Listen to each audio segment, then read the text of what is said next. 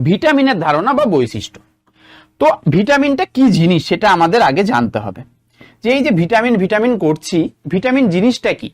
তো দেখো, ভিটামিন হচ্ছে আমাদের দেহে যে এই যে বৃহৎ অণুসমূহ, ক্ষুদ্র অণুসমূহ, যেগুলোর একদম প্রপারলি আমাদের দরকার, কিন্তু ভিটামিন এবং খনিজ মৌল এগুলোর কিন্তু আমাদের যে বৃহৎ অণু বা ক্ষুদ্র অণুর মধ্যে আমাদের এগুলোকে গণ্য করা হয় না, কিন্তু এগুলো আমাদের খাদ্যের মাধ্যমে নিতে হয় এবং এগুলো আমাদের দেহের ক্ষেত্রে অল্প পরিমাণেই দরকার, বাট দরকার। যদি সেটা দরকার না হয় বা সেটার যদি অভাব হয় আমাদের দেহে, তাহলে কিন্তু আমরা বিভিন্ন রোগের সম্মুখীন হই।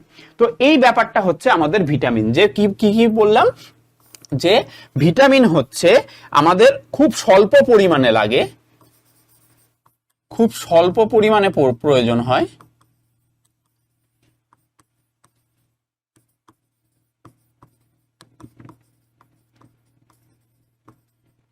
কিন্তু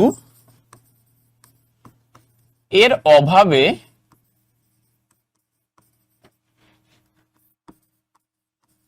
দেহে বিভিন্ন রোগের সৃষ্টি হয়।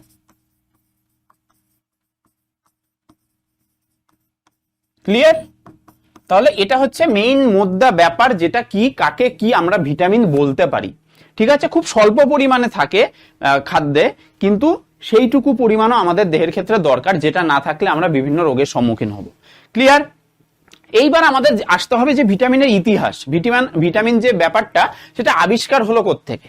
তো এই যে ব্যাপারটা যে আমাদের খুব স্বল্প পরিমাণে প্রয়োজন, কিন্তু যেটা আমাদের দরকারি, ঠিক আছে, এটা আমার অল্প পরিমাণে হলেও এই দেহের ক্ষেত্রে এটা আমাদের দরকারি, এই ব্যাপারটা সম্বন্ধে বলেছেন বিজ্ঞানী, প্রথম যে বিজ্ঞানী বলেছিলেন সেটা হচ্ছে বিজ্ঞানী লুনিন। বিজ্ঞানী লুনিন। লুনিন হচ্ছে সেই প্রথম বিজ্ঞানী যিনি কিনা বলেছিলেন যে এমন একটা খাদ্য উপাদান যেটা আমাদের দেহের ক্ষেত্রে খুব অল্প পরিমাণেই লাগে, বাট খুব দরকারি আমাদের রোগ প্রতিরোধের জন্য। ক্লিয়ার? এই জাস্ট একটা নর্মাল ধারণা দিয়েছিলেন, কিন্তু তখনও কিন্তু সেই ধারণা অনুযায়ী তার নামকরণ করা হয়নি যে কি সেই উপাদান যেটা আমাদের দেহের ক্ষেত্রে লাগবেই খুব স্বল্প পরিমাণে হলেও। তো এই লুনিন এই ব্যাপারটা বলে দিয়ে গেলেন। এই যে এটার পরে যিনি যার মতবাদ এরপর এলো, সেটা কে? সেটা হচ্ছে বিজ্ঞানী হপকিন্স। বিজ্ঞানী হপকিন্স। ঠিক আছে? আচ্ছা, এই যে হপকিন্স যে বিজ্ঞানী, সেই বিজ্ঞানী কি বললেন, যে এই যে ব্যাপারটা বলছে যে আমাদের দেহের ক্ষেত্রে একটা ছোট্ট বা কম পরিমাণে উপাদান লাগছে, যেটাকে আমরা ভিটামিনস বলছি, বাট তখনও অবধি ভিটামিন নামকরণ হয়নি, যে ব্যাপারটা লুনিন বলে গেছিলেন। তো সেই জিনিসটা হচ্ছে অত্যাবশ্যক খাদ্য উপাদান। অত্যাবশ্যক খাদ্য উপাদান, এই ব্যাপারটা দিয়ে তিনি বোঝাতে চেষ্টা করেছেন যে ভিটামিন জিনিসটা কি, যেটা খুব কম পরিমাণে দরকার হচ্ছে, কিন্তু যার গুরুত্ব কিন্তু সবসময় থাকছেই। ক্লিয়ার? তাহলে বিজ্ঞানী হপকিন্স কি বললেন ভিটামিনকে, যে এটা হচ্ছে একটা অত্যাবশ্যক খাদ্য উপাদান। আচ্ছা, এইবার আমরা চলে আসি যে মেইন যে বিজ্ঞানী, যিনি যার নাম বা যিনি আসার পরে যে আবিষ্কার করেছিলেন যে ভিটামিন নামকরণটা কিভাবে হচ্ছে, বা ভিটামিন যে রাসায়নিক পদার্থ বা যে উপাদানটা আমাদের দেহের ক্ষেত্রে রোগ প্রতিরোধ করছে এবং যে খুব কম পরিমাণে দরকার আমাদের শরীরে, কিন্তু খুব ইম্পর্টেন্ট, সেই বিজ্ঞানীর নাম হচ্ছে রসায়নবিদ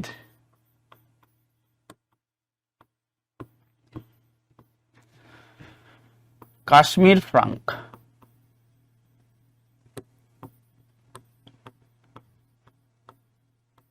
কি বললাম নাম? রসায়নবিদ কাশ্মীর ফ্রাঙ্ক। তো এই বিজ্ঞানী কি করলেন, তিনি বললেন যে ভাইটামিন বলে একটা জিনিস আছে, যে ওয়ার্ডটা থেকে ভিটামিন নামকরণটা হয়েছে। ভাইটামিন স্পেলিংটা দেখো, নর্মাল ভিটামিনের স্পেলিং আমরা জানি VITIMIN, কিন্তু সেই স্পেলিংটা ছিল ভাইটামিনের লাস্টে ই। ক্লিয়ার? তো এই নামকরণটা থেকেই তিনি বলেন যে পরবর্তীকালে নামকরণটা হয়েছে ভিটামিন।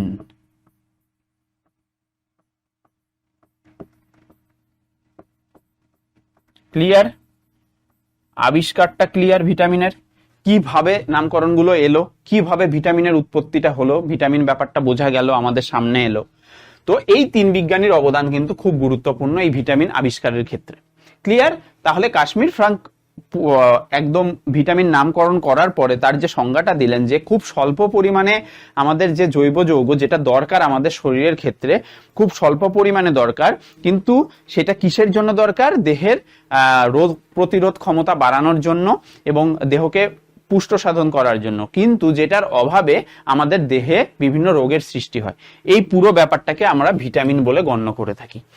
তো এই যা বললাম এটা হচ্ছে ভিটামিনের ধারণা। এইবার আমরা চলে আসবো ভিটামিনের কিছু গুরুত্বপূর্ণ বৈশিষ্ট্য। কি কি বৈশিষ্ট্য আমরা একটু দেখে নিই।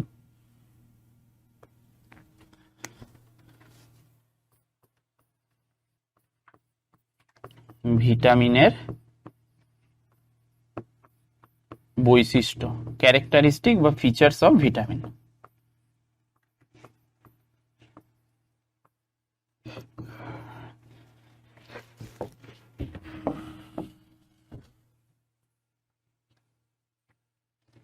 আচ্ছা, এইবার আমরা চলে আসি যে ভিটামিনের বৈশিষ্ট্য কি কি হতে পারে।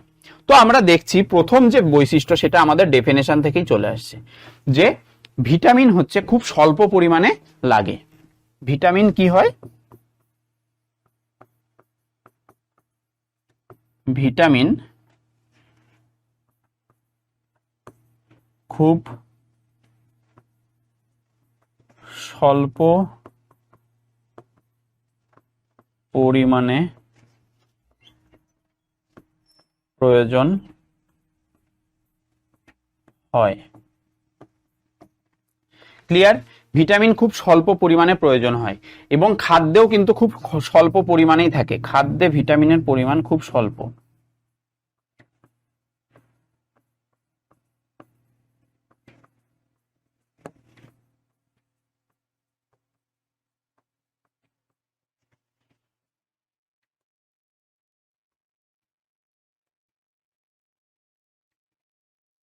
ঠিক আছে, তাহলে খুব স্বল্প পরিমাণে কিন্তু ভিটামিনটা আমাদের দেহের ক্ষেত্রে লাগছে। এর মেইন যে ব্যাপারটা সেটা কি? এটি উৎসেচকের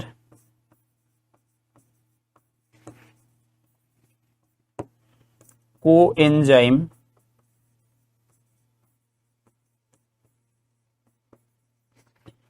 হিসেবে কাজ করে।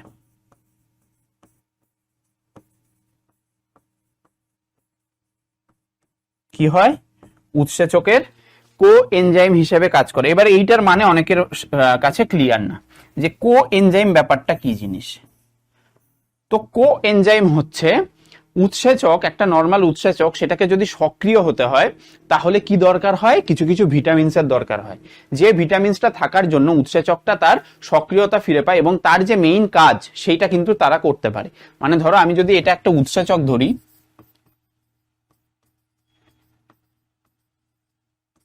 যেটা কিনা নিষ্ক্রিয় অবস্থায় ছিল, এইটা যদি কোনো ভিটামিন পায় বা ভিটামিনের সংস্পর্শে আসে তাহলে সেই উৎসেচকটাই কি হয়ে যাবে?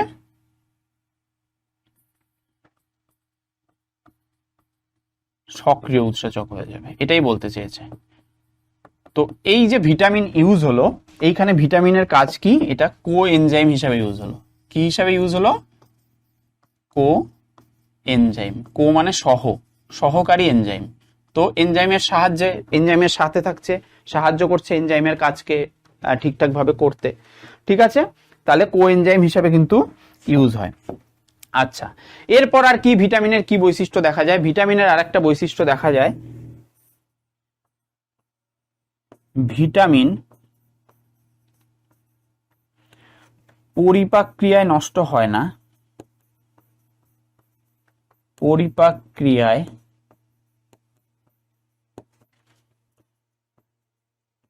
নষ্ট হয় না,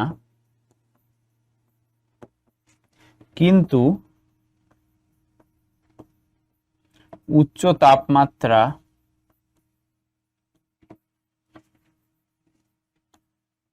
জারণ ক্রিয়া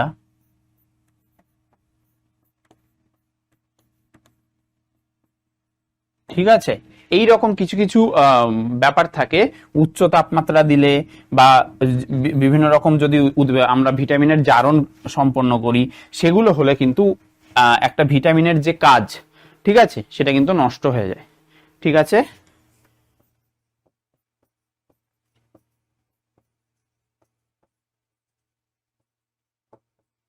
ঠিক আছে, এইরকম আরো অনেক ফাংশন আছে যে জিনিসটা যদি ভিটামিনের ওপর করা হয় বা যে অবস্থায় যদি ভিটামিনকে রাখা হয়, তাহলে কিন্তু বা রান্না বেশি, একটা ভিটামিনের যদি আমি বেশি করে রান্না বা রন্ধন ক্রিয়া সম্পন্ন করি, সেগুলো করলে কিন্তু বিনষ্ট হয়। কিন্তু আমাদের নর্মাল যে পরিপাক কাজ, ঠিক আছে, হজম ক্রিয়া, সেই সময় কিন্তু আমাদের নর্মাল বিপাকের সময় কিন্তু সেটার কিন্তু কোনো রকম অসুবিধা হয় না। ঠিক আছে, ভিটামিন। আচ্ছা, এরপর লাস্ট যে পয়েন্টটা আমি বলবো, সেটা মেইনলি আমাদের পরবর্তীতে কাজে লাগবে, এর পরের স্লাইডগুলোতে আছে। তো ভিটামিনের আর একটা বৈশিষ্ট্য লেখা যেতে পারে কি, যে এরা মানে ভিটামিন জলে বা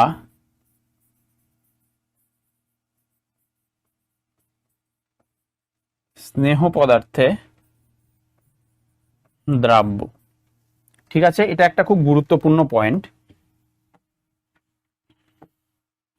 কি বললাম, এরা জলে বা স্নেহ পদার্থে কিন্তু দ্রাব্য। এবার এই যে জলে দ্রাব্যতা, জলে দ্রাব্য ভিটামিন আছে কিছু, কিছু আছে স্নেহ পদার্থে দ্রাব্য ভিটামিন। ঠিক আছে, জলে দ্রাব্য ভিটামিন মেইনলি দু রকম হয়, একটা ভিটামিন বি কমপ্লেক্স আর একটা ভিটামিন সি। আর স্নেহ পদার্থে দ্রাব্য ভিটামিন 4 রকম হয়,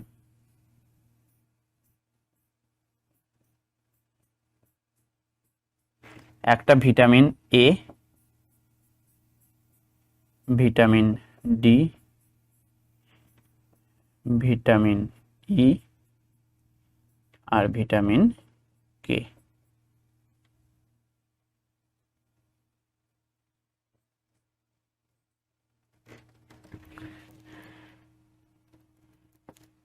ঠিক আছে, তাহলে আমরা মোটামুটি কি দেখলাম, যে আচ্ছা ভিটামিন কে এর এটা উঠে গেছে।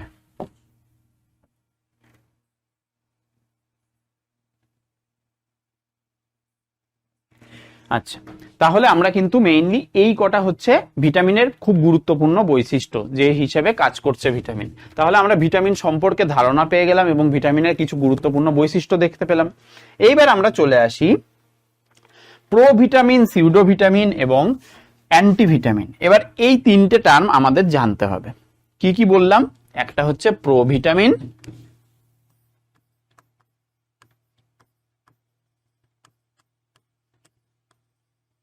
প্রোভিটামিন, তারপর কি সিউডোভিটামিন,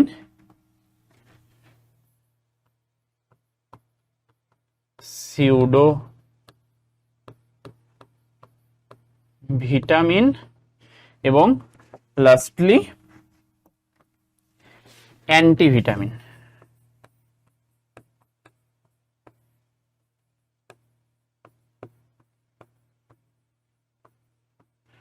আচ্ছা, তাহলে আমরা প্রথমে প্রোভিটামিন দেখব, তারপর সিউডোভিটামিন দেখব, লাস্টলি অ্যান্টিভিটামিন দেখব। তো দেখে নিই এই তিনটের মানে কি। তো এই যে প্রোভিটামিন বলা হয়েছে, প্রোভিটামিন মানে কি? প্রো কথাটার মানে আমরা জেনারেলি প্রো কথাটা প্রিকারসার হিসাবে ইউজ করি, মানে যেমন ধরো কি বলবো, যে প্রোডিউসার, ঠিক আছে, যে যে কিনা মেইন কাজটা করছে কোনো একটা ফিল্ম বা কিছু বানাতে। ক্লিয়ার? তো এখানে প্রো কথাটার মানে হচ্ছে আগে।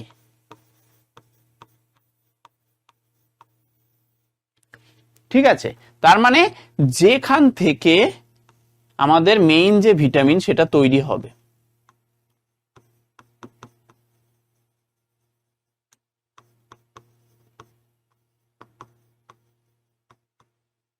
ক্লিয়ার? মেইন যে ভিটামিনটা যেটা থেকে তৈরি হবে সেটাকে আমরা প্রোভিটামিন বলি। তাহলে এখানে প্রোভিটামিনটা কিসের কাজ করছে? প্রোভিটামিনটা আমাদের কাজ করছে মেইনলি প্রিকারসর হিসেবে,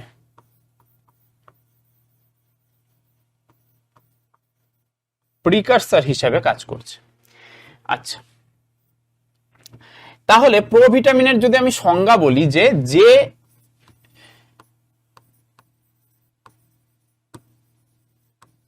পূর্ববর্তী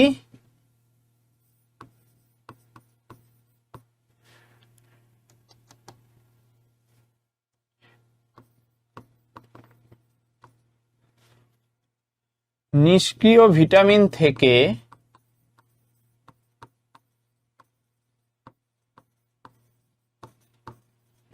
সক্রিয় ভিটামিন তৈরি হয়,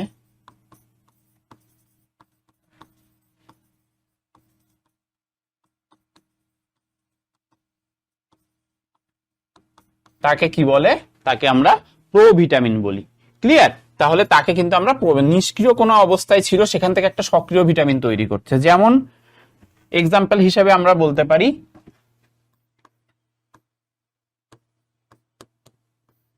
যেমন কি বিটা ক্যারোটিন,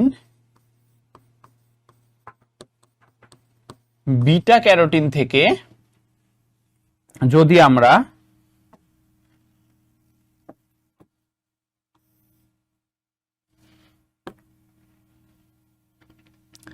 ভিটামিন এ তৈরি করি। ক্লিয়ার? তাহলে বিটা ক্যারোটিন হচ্ছে ভিটামিন এ এর প্রোভিটামিন, যেখানে ভিটামিন এটা কিন্তু সক্রিয়, যার কিন্তু গুরুত্বপূর্ণ কাজ আছে যে কোনো ভিটামিনের যে নরমাল কাজ সেটা করার ক্ষেত্রে, কিন্তু বিটা ক্যারোটিন অবস্থায় যখন ছিল তখন কিন্তু সেটা সেই ভিটামিনের মতো কাজ করেনি। ক্লিয়ার? এই জন্য আমরা এইটাকে, এই বিটা ক্যারোটিনকে, এটাকে আমরা প্রোভিটামিন বলি। ক্লিয়ার? কোন রকম কনফিউশন? কেন বলছি আমরা?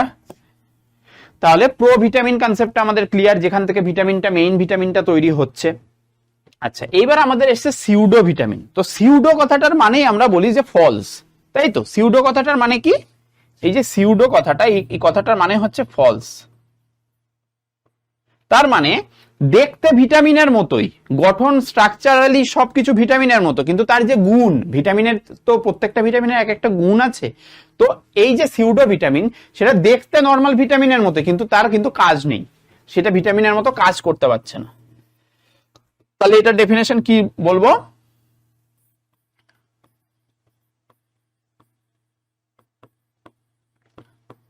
যে সকল ভিটামিন স্বরূপ বস্তু, দেখো স্বরূপ কথাটা ইউজ করছি,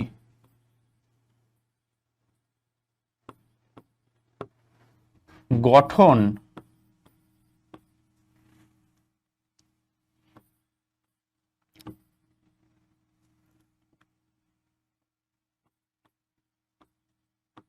প্রধান ভিটামিনের মতো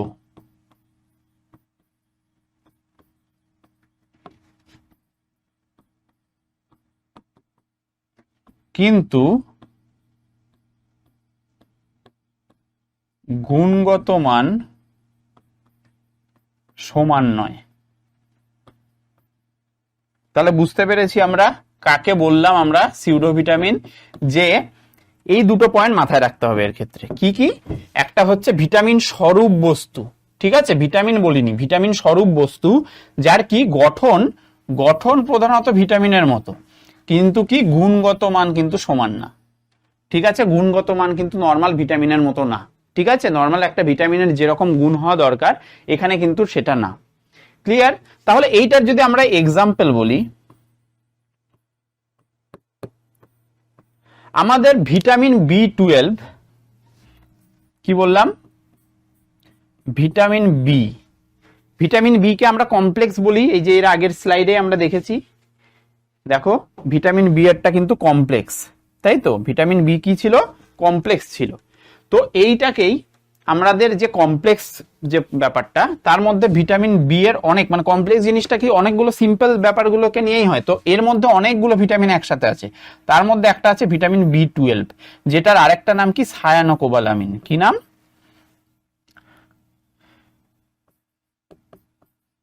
সায়ানোকোবালামিন।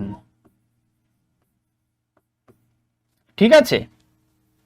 তো এই যে সায়ানোকোবালামিন, ভিটামিন বি12 যেটাকে বলছে সায়ানোকোবালামিন, এইটার একটা সিউডো ভিটামিন আছে, মানে দেখতে ভিটামিন বি12 বা সায়ানোকোবালামিনের মতোই, কিন্তু তার যে মেইনলি গুণ, মানে একটা ভিটামিন বি12 এর সায়ানোকোবালামিনের যে গুণটা, সেই গুণটা কিন্তু সিউডো ভিটামিনের থাকছে না। তো সেই সিউডো ভিটামিনের কি নাম? তাহলে সেই যে নামটা ভিটামিন বি12 এর, যেটা আমাদের কি হিসাবে কাজ করছে, সিউডো ভিটামিন হিসেবে, সেটার নাম হচ্ছে মিথাইল কোবালামিন। কি নাম? Methyl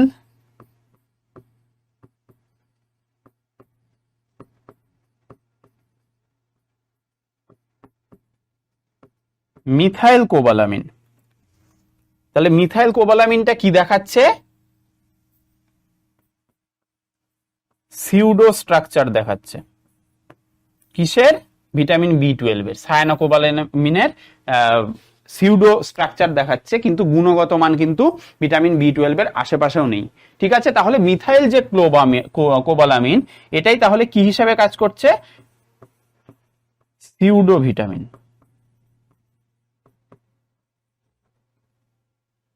clear? একদম ক্লিয়ার যে কেন আমরা বলছি সিউডো ভিটামিন। আচ্ছা, এরপর যেটা আসছে সেটা হচ্ছে অ্যান্টি ভিটামিন। অ্যান্টি অ্যান্টি কথাটার মানে কি? অ্যান্টি কথাটার মানে কি? এই যে কলেজ বা কোথাও গেলে anti ragging form fill up করায়, তাই তো, বা অ্যান্টি সোশ্যাল বলে। তো অ্যান্টি মানেই হচ্ছে বিরোধী। অ্যান্টি মানে কি? অ্যান্টি মানে হচ্ছে বিরোধী। তার মানে ভিটামিনের বিরোধী কাজ করছে, মানে একটা ভিটামিন যেটা তার নর্মাল কাজগুলো করবে, তার কাজেও বাধা দেবে।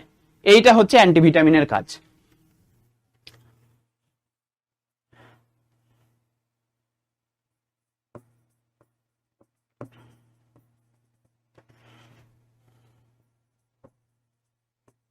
যে সকল বস্তু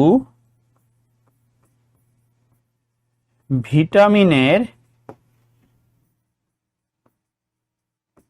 স্বাভাবিক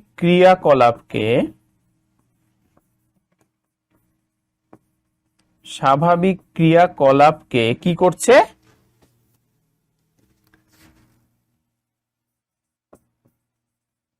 বাধা দেয়। ঠিক আছে, যে সকল ভিটামিন স্বরূপ বস্তু কি করে, আমাদের নর্মাল যেটা প্রধান যে ভিটামিন, সেইটার কি করে, স্বাভাবিক যে কাজ সেই ভিটামিনের, সেই স্বাভাবিক ক্রিয়াকলাপকে কিন্তু বাধা দেবে, সেইটাকে আমরা বলবো অ্যান্টিভিটামিন। এইবার যদি অ্যান্টিভিটামিনের যদি আমরা এক্সাম্পল দেখে নিই, তাহলে কি হবে? অ্যান্টিভিটামিনের এক্সাম্পল হচ্ছে পাইরিথায়ামিন বলে একটা বস্তু আছে।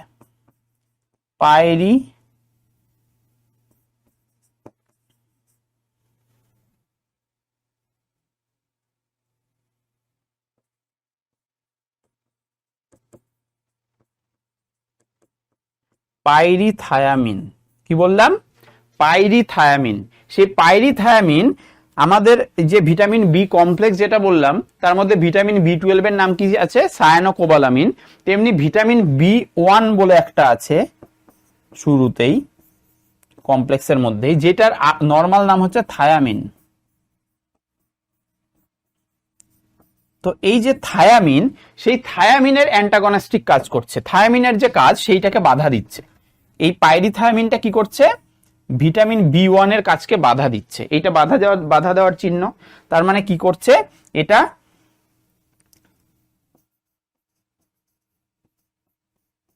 বাধা দেয়। কিসে বাধা দেয়? ভিটামিন বি1 এর যে নর্মাল ক্রিয়াকলাপ বা কাজ, সেইটাতে বাধা দেয়। কি নাম? পাইরিথায়ামিন। তাহলে পাইরিথায়ামিন কি হচ্ছে আমাদের এখানে? এখানে অ্যান্টিভিটামিন হিসেবে কাজ করছে। অ্যান্টিভিটামিন। ক্লিয়ার? দেখো সবার কাছে ক্লিয়ার পুরো এই তিনটে term, pro vitamin, pseudo vitamin, antivitamin. এইগুলোর মধ্যে কিন্তু ডিফারেন্স হিসাবেও দিতে পারে, যে হয়তো প্রো ভিটামিনের সাথে সিউডো ভিটামিনের ডিফারেন্স দিল, যে দুটো ডিফারেন্স লেখো, যে প্রো ভিটামিন কি, সিউডো ভিটামিন কি। অথবা ডেফিনেশন হিসাবেও আসতে পারে, যে উদাহরণ সহ দেখাও প্রো ভিটামিন এবং সিউডো ভিটামিন কাকে বলে। ক্লিয়ার? তাহলে আমরা এবার পরের স্লাইডে যাই, যেখানে আমরা আলোচনা করব ডিটেলসে যে আমরা ভিটামিনকে কি কি ভাগে ভাগ করছি। তো ভিটামিনকে আমরা যদি প্রথমেই ভাগ করি, কি বলবো? আমরা যদি একটা ভিটামিনকে প্রথমেই ভাগ করি, তাহলে আমরা বৈশিষ্ট্যের মধ্যে যে দেখেছিলাম যে কি করছে, দু রকম ভাগে ভাগ করছে, দু রকম বেসিসে, বেসড অন কি, একটা জলে দ্রাব্য কিনা আর একটা স্নেহ পদার্থে বা লিপিডে দ্রাব্য কিনা। এই দুটো ভাগে দেখতো যে জলে কোন কোন ভিটামিন দ্রাব্য হচ্ছে, মানে জলে দ্রবীভূত হয়ে যাবে যেসব ভিটামিন, সেইটাকে বলতো জলে দ্রাব্য ভিটামিন। এবং স্নেহ পদার্থে দ্রাব্য মানে তেল বা তেল জাতীয় কিছু বা লিপিড যে কোনো রকমের ব্যাপার, সেইগুলোতে যদি কোনো ভিটামিন দ্রবীভূত হয় সেইটাকে নাম দিত স্নেহদ্রাব্য ভিটামিন। এইবার এই যে জলে দ্রাব্য আর স্নেহদ্রাব্য ভিটামিন যে বলছে, তাহলে এইখানে বলতে গেলে আমাদের জলে দ্রাব্য ভিটামিনের মধ্যে মেইনলি আমি আগেই বললাম ফার্স্ট স্লাইডে, দেখো এই স্লাইডে প্রথমেই বলা আছে যে আমাদের জলে দ্রাব্য কিন্তু দুটো, ভিটামিন বি কমপ্লেক্স আর ভিটামিন সি। আর স্নেহ পদার্থে দ্রাব্য 4 রকমের হয়, এ ডি ই কে। এই এই এই টোটাল হচ্ছে এই কটা ভিটামিন। এইবার তোমাদের এখানে দেখতে হবে যে এই যে জলে দ্রাব্য ভিটামিন, ভিটামিন বি কমপ্লেক্স, মানে এর মধ্যে আরো কটা ভিটামিন আছে, কত রকমের ভিটামিন আছে বি কমপ্লেক্স, কারণ এটা একটা কমপ্লেক্স, এটা সিম্পল জিনিস না। এর মধ্যে 6 রকমের ভিটামিন আছে। কটা? 6 টাইপস, 6 রকমের ভিটামিন আছে। কি কি দেখো, প্রথমে আছে কি, ভিটামিন বি1, তারপর কি আছে ভিটামিন বি2, তারপর ভিটামিন বি4, তারপর ভিটামিন বি5, নেক্সট ভিটামিন বি6, আর লাস্টলি ভিটামিন বি12। এই টোটাল হচ্ছে এই কটা ভিটামিন, ভিটামিন বি1, বি2, আচ্ছা বি3, এটা বি4 থাকে না।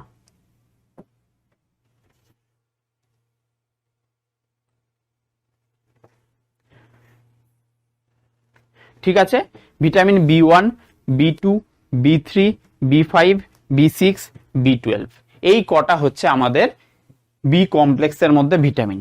এবার এগুলোর এক একটা সাধারণ যে জেনারেল যে নেম, সেই নেমগুলো আছে আমি বলবো।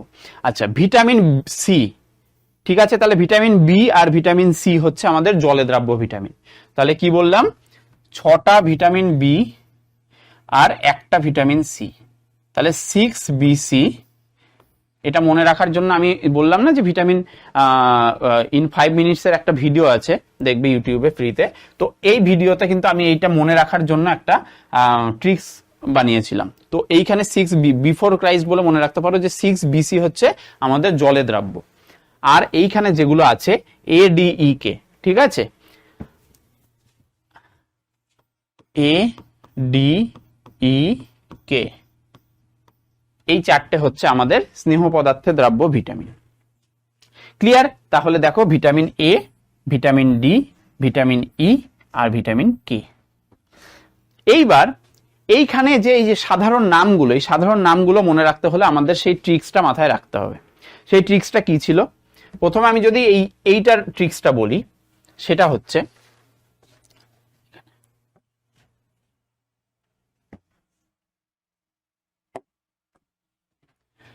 দেখো এইটার ট্রিক্স বলছি, এই জলে দ্রাব্য ভিটামিনগুলোর কি,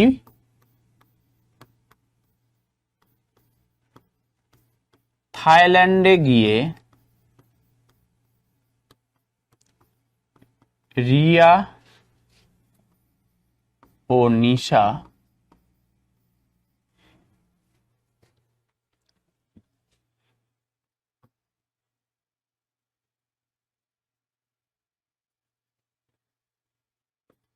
পেন দিয়ে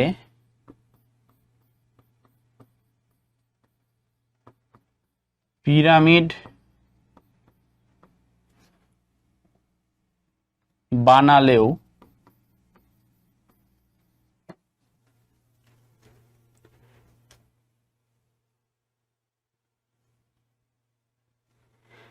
থাইল্যান্ডে গিয়ে রিয়া আর নিশা পেন দিয়ে পিরামিড বানালেও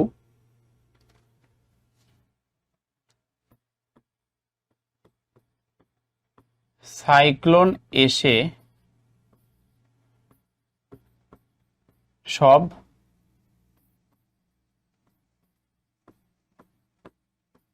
ভেঙে দিল। ক্লিয়ার? রিয়া আর নিশা হচ্ছে দুটো পার্সন যারা কি করছে, পেন দিয়ে একটা পিরামিড বানাতে চাইছে। নর্মাল বাচ্চারা যেরকম খেলে, তো সেটা কোথায় গিয়ে? থাইল্যান্ডে গিয়ে রিয়া আর নিশা দুজন কি করছে, তাদের সাথে পেন নিয়ে গেছিল। এবার মা বাবা নিজেদের মতো কাজ করছে, ওরা এবার রিয়া আর নিশাকে বসিয়ে দিয়েছে, ওরা কি করবে, ওরা নিজেদের মধ্যে খেলছে। তো খেলার মধ্যে কি করছে, তারা যে পেন ছিল সেই পেন দিয়ে পিরামিড বানানোর চেষ্টা করেছে। ওরা পিরামিড দেখে এসছে, পিরামিড দেখার পরে তারা বানানোর চেষ্টা করছে, কিন্তু সেই সময় উঠলো ঝড়, ঠিক আছে, বা বারান্দায় বসে তারা পিরামিড বানাচ্ছিল পেন দিয়ে, সেই সময় উঠলো সাইক্লোন এসে কিন্তু তাদের যে পিরামিডটা সেটাকে পুরো ভেঙে দিল। এই হচ্ছে আমাদের গল্প মনে রাখার একদম সহজ ট্রিক, ভিটামিন বি কমপ্লেক্স আর ভিটামিন সি এর সাধারণ নাম কিভাবে আসছে। এবার আমি দেখো প্রথমেই আমরা কি বলছি, প্রথমে আমরা বলছি থাইল্যান্ড, তাই তো, আমরা প্রথমে বলছি থাইল্যান্ড। তাহলে ভিটামিন বি1 দিয়ে আমাদের স্টার্ট হচ্ছে। বি1 এর তাহলে কি নাম? থায়ামিন। কি নাম? থায়ামিন। আচ্ছা, এরপর আমাদের চলে এসছে রিয়া আর নিশা। তাহলে প্রথমে রিয়া, তাহলে বি1 যদি থায়ামিন হয় তারপরেরটাই বি2, তাহলে বি2 এর কি নাম? রিয়া, রি ফর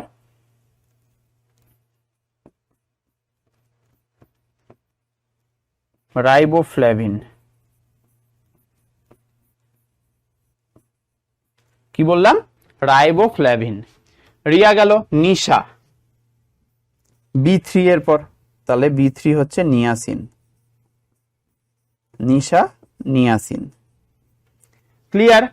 তারপর আমাদের বি5 হচ্ছে আমাদের দেখো পেন। তাহলে পেন, এখানে দুটোই পি আছে, তোমাদের কনফিউশন দূর করার জন্য আমি এই রকম ওয়ার্ড বানিয়েছি যে পেন মানে পেন্টোথেনিক অ্যাসিড। তার মানে বি5টা হচ্ছে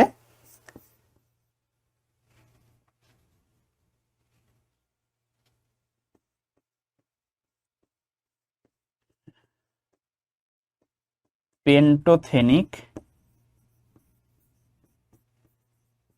অ্যাসিড। ক্লিয়ার? তাহলে বি5 হলো। এবার বি6টা দেখো পিরামিড, তার মানে PYR, তাহলে পেন্টোথেনিক অ্যাসিড। তাহলে কি বললাম? বি1 হচ্ছে থায়ামিন, বি2 হচ্ছে রাইবোফ্লাভিন, বি3 হচ্ছে নিয়াসিন, বি5 হচ্ছে পেন্টোথেনিক অ্যাসিড, বি6 হচ্ছে আমাদের পাইরিডক্সিন।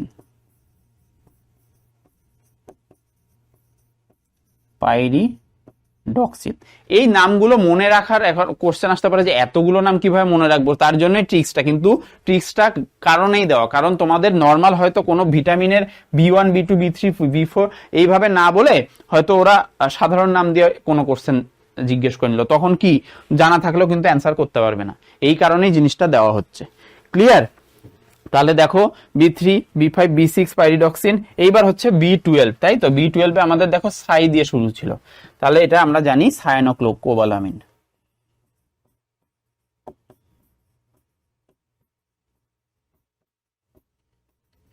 সায়ানোকোবালামিন। ক্লিয়ার? তাহলে এই হচ্ছে আমাদের ভিটামিন বি কমপ্লেক্সের পুরো ব্যাপারটা। এবার দেখো এখানে কিন্তু আরেকটা জিনিস আছে যেটা আমি এখনো অ্যাপ্লাই করিনি, সেটা কি? সাইক্লোন এসে। তো এসের এস ফর এই যে ভিটামিন সি এর সাধারণ নাম কি নাম? Ascorbic acid. Ascorbic acid. Clear? তাহলে আমাদের জলে দ্রাব্য ভিটামিন যেগুলো ছিল সেগুলোর একদম সাধারণ নামগুলো নর্মাল ভাবে ক্লিয়ার। আমরা এখানে ট্রিক্সটা দেখে নিয়েছি, ট্রিক্সটা আমাদের দেখা হয়ে গেছে। এই ট্রিক্সটা কিন্তু মাথায় রাখতে হবে যদি তোমরা এই নামগুলো মাথায় রাখতে চাও। আচ্ছা, এইবার আমরা চলে আসি আমাদের স্নেহ পদার্থের দ্রাব্য ভিটামিনগুলোকে নিয়ে।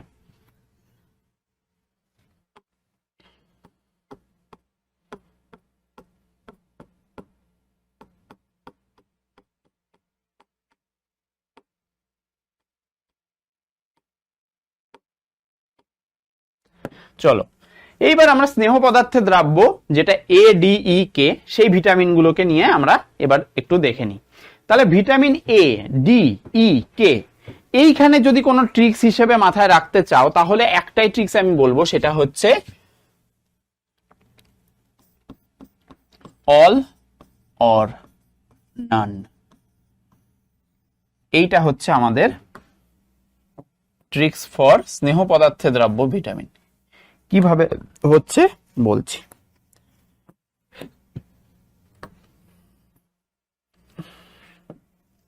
তো এই যে অল বলছি আমি, এই যে অল বলছি কথাটা না, অল, এই অল কথাটা আমাদের জাস্ট স্পেলিং এ একটু চেঞ্জ হয়ে যাবে। মানে এ এটা বলে, কিন্তু নর্মাল ইংলিশ যখন আমরা লিখবো এই সাধারণ নামগুলো তখন ও এল হয়ে যাবে, ঠিক আছে? ওই হিসাবে আমরা এটাকে মনে রাখার জন্য অল অর নান লিখেছি। তো অল অর নান ব্যাপারটা হচ্ছে এই তিনটের ক্ষেত্রে অল হবে, ও এল, আর এই ভিটামিন কে এর ক্ষেত্রে এটা হচ্ছে নান, মানে শেষে নান ব্যাপারটা থাকবে। তাহলে কিভাবে এর নামকরণটা হচ্ছে দেখো, এইটা হচ্ছে রেটিনল। কি হচ্ছে? রেটিনল। তাহলে লাস্টে অল আছে, তাই তো? নল লিখতে গিয়ে তো আমাদের অল আসবে। বা এটার আরেকটা নাম হচ্ছে অ্যাজেরপ্থল, অ্যাজেরপ্থল। তো লাস্টের এটা অতটা গুরুত্বপূর্ণ না, বাট এই নামটা গুরুত্বপূর্ণ, retinol. Vitamin A K retinol বলেও চিহ্নিত করা হয়। আচ্ছা, এইবার কি, এইবার আমাদের ভিটামিন ডি, ই, সেগুলো কিভাবে অল বলে আসছে সেটা আমি বলছি। ভিটামিন ডি যেটা, সেটা হচ্ছে কি বললাম, ক্যালসিফেরল।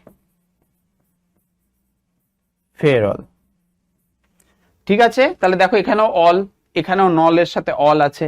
আবার ভিটামিন ই, এটা হচ্ছে টোকোফেরল, এটা হচ্ছে টোকোফেরল। তাহলে রেটিনল, ক্যালসিফেরল, টোকোফেরল, আর ভিটামিন কে হচ্ছে ফাইলোকুইনন, ফাইলোকুইনন। দেখো নন, নান। বুঝতে পেরেছো কিভাবে নামগুলো হলো? এই তিনটে হচ্ছে অল, আর এই লাস্টেরটা হচ্ছে নান। তো এইভাবে আমরা ভিটামিনকে ভাগ করব, প্রথমে দুটো ভাগে, বেসড অন জলে দ্রাব্য আর স্নেহ পদার্থে দ্রাব্য। সেই জলে দ্রাব্যর ব্যাপারটাতে আবার আমরা দুটো মেইন ভিটামিন পাবো, যার মধ্যে বি কমপ্লেক্সের মধ্যে আরো 6টা ভিটামিন আছে, এবং আরেকটা আছে হচ্ছে ভিটামিন সি। আর এই দিকে আছে হচ্ছে আমাদের স্নেহ পদার্থে দ্রাব্য ভিটামিন, সেটা হচ্ছে vitamin A, vitamin D, vitamin E, আর ভিটামিন কে। এই হচ্ছে টোটাল আমাদের মোটামুটি ভিটামিনের শ্রেণী বিভাগ। ক্লিয়ার? আচ্ছা, এইবার চলো আমরা তাহলে এইবার প্রত্যেকটা আলাদা আলাদা ভিটামিন নিয়ে আমরা একটু আলোচনা করি। তো প্রথমেই যে ভিটামিনটা এসছে সেই ভিটামিনটার নাম দেখতে পাচ্ছ, কি বলা হয়েছে? যে vitamin A. Vitamin A, vitamin A কে আমরা কি বললাম? আচ্ছা, ভিটামিন এ। তাহলে এইবার আমরা প্রথম থেকে কি নিয়ে আলোচনা করব? এটা প্রথমে 4টে যে ভিটামিন, সেটা হচ্ছে আমাদের স্নেহে দ্রাব্য। কি বললাম? স্নেহে দ্রাব্য ভিটামিন।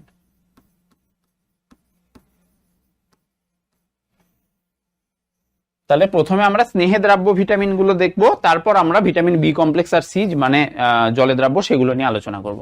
তো একদম প্রথম থেকে আসি, ভিটামিন এ। তো ভিটামিন এ, তার আমরা সাধারণ নাম কি বললাম? ভিটামিন এ সাধারণ নাম হচ্ছে রেটিনল, রেটিনল, তাই তো? তো এই যে রেটিনল, এটা হচ্ছে বিটা ক্যারোটিন। বিটা ক্যারোটিন, আমি বললাম এটা কি? বিটা ক্যারোটিন থেকে মানবদেহে সংশ্লেষিত হয়। তাহলে কোনো একটা ভিটামিন যদি একটা অন্য আর একটা বস্তু থেকে সংশ্লেষিত হচ্ছে, মানে তৈরি হচ্ছে, তাহলে এই বস্তুটাকে কি বলা হবে? রেটিনলের কি বলা হবে? এটাকে বলা হয় প্রোভিটামিন, তাই তো? আমরা পড়লাম কিছুক্ষণ আগে, প্রোভিটামিন বলা হয় বিটা ক্যারোটিনকে। তাহলে বিটা ক্যারোটিন থেকে আমাদের নরমাল ভিটামিন এ তৈরি হলো। ক্লিয়ার? তাহলে কিভাবে তৈরি হচ্ছে? বিটা ক্যারোটিন থেকে ভিটামিন এ সংশ্লেষিত হচ্ছে। ক্লিয়ার? তাহলে ভিটামিন এ এর আমরা প্রথম বৈশিষ্ট্য দেখে নিলাম, বা কি কি কাজ করছে আমরা দেখে নিচ্ছি এবার। আচ্ছা, এরপরে দেখো বলেছে যে দেহের আমাদের যে দেহ, সেই দেহের কি বলছে, সামগ্রিক বৃদ্ধিতে সাহায্য করে। আমাদের যে দেহ, তার যে বৃদ্ধি, ধীরে ধীরে যে জন্ম থেকে ধীরে ধীরে শৈশব, তারপর যে পরপর স্টেপ বাই স্টেপ আমাদের বড় হয়ে ওঠা, সেই দেহের যে বৃদ্ধি, সেই সমগ্র দেহের বৃদ্ধিতে কিন্তু ভিটামিন এ এর একটা গুরুত্বপূর্ণ ভূমিকা আছে, যেটাকে বলা হয় রেটিনল। ক্লিয়ার? তাহলে আমরা দেখলাম কি সামগ্রিক বৃদ্ধিতেও কিন্তু ভিটামিন এ সাহায্য করছে। এরপর আমাদের চলে আসবে আমাদের যে থার্ড পয়েন্ট, সেটা হচ্ছে রেটিনার রড কোষ গঠনে সাহায্য করে। তো এইবার তোমাদের মনে কোশ্চেন এসে থাকবে যে রেটিনার রড কোষ আবার কি? তো রেটিনা হচ্ছে আমাদের চোখে থাকে, ঠিক আছে? আমাদের চোখে থাকে রেটিনা, চোখের যে লেন্স, তার ভেতরে একদম পেছনের দিকটায় থাকে হচ্ছে আমাদের রেটিনা। তো রেটিনার মধ্যে কি হয়, দু রকমের কোষ থাকে। একটা কি কোষ? একটা থাকে রড কোষ, আর একটা থাকে কোন কোষ।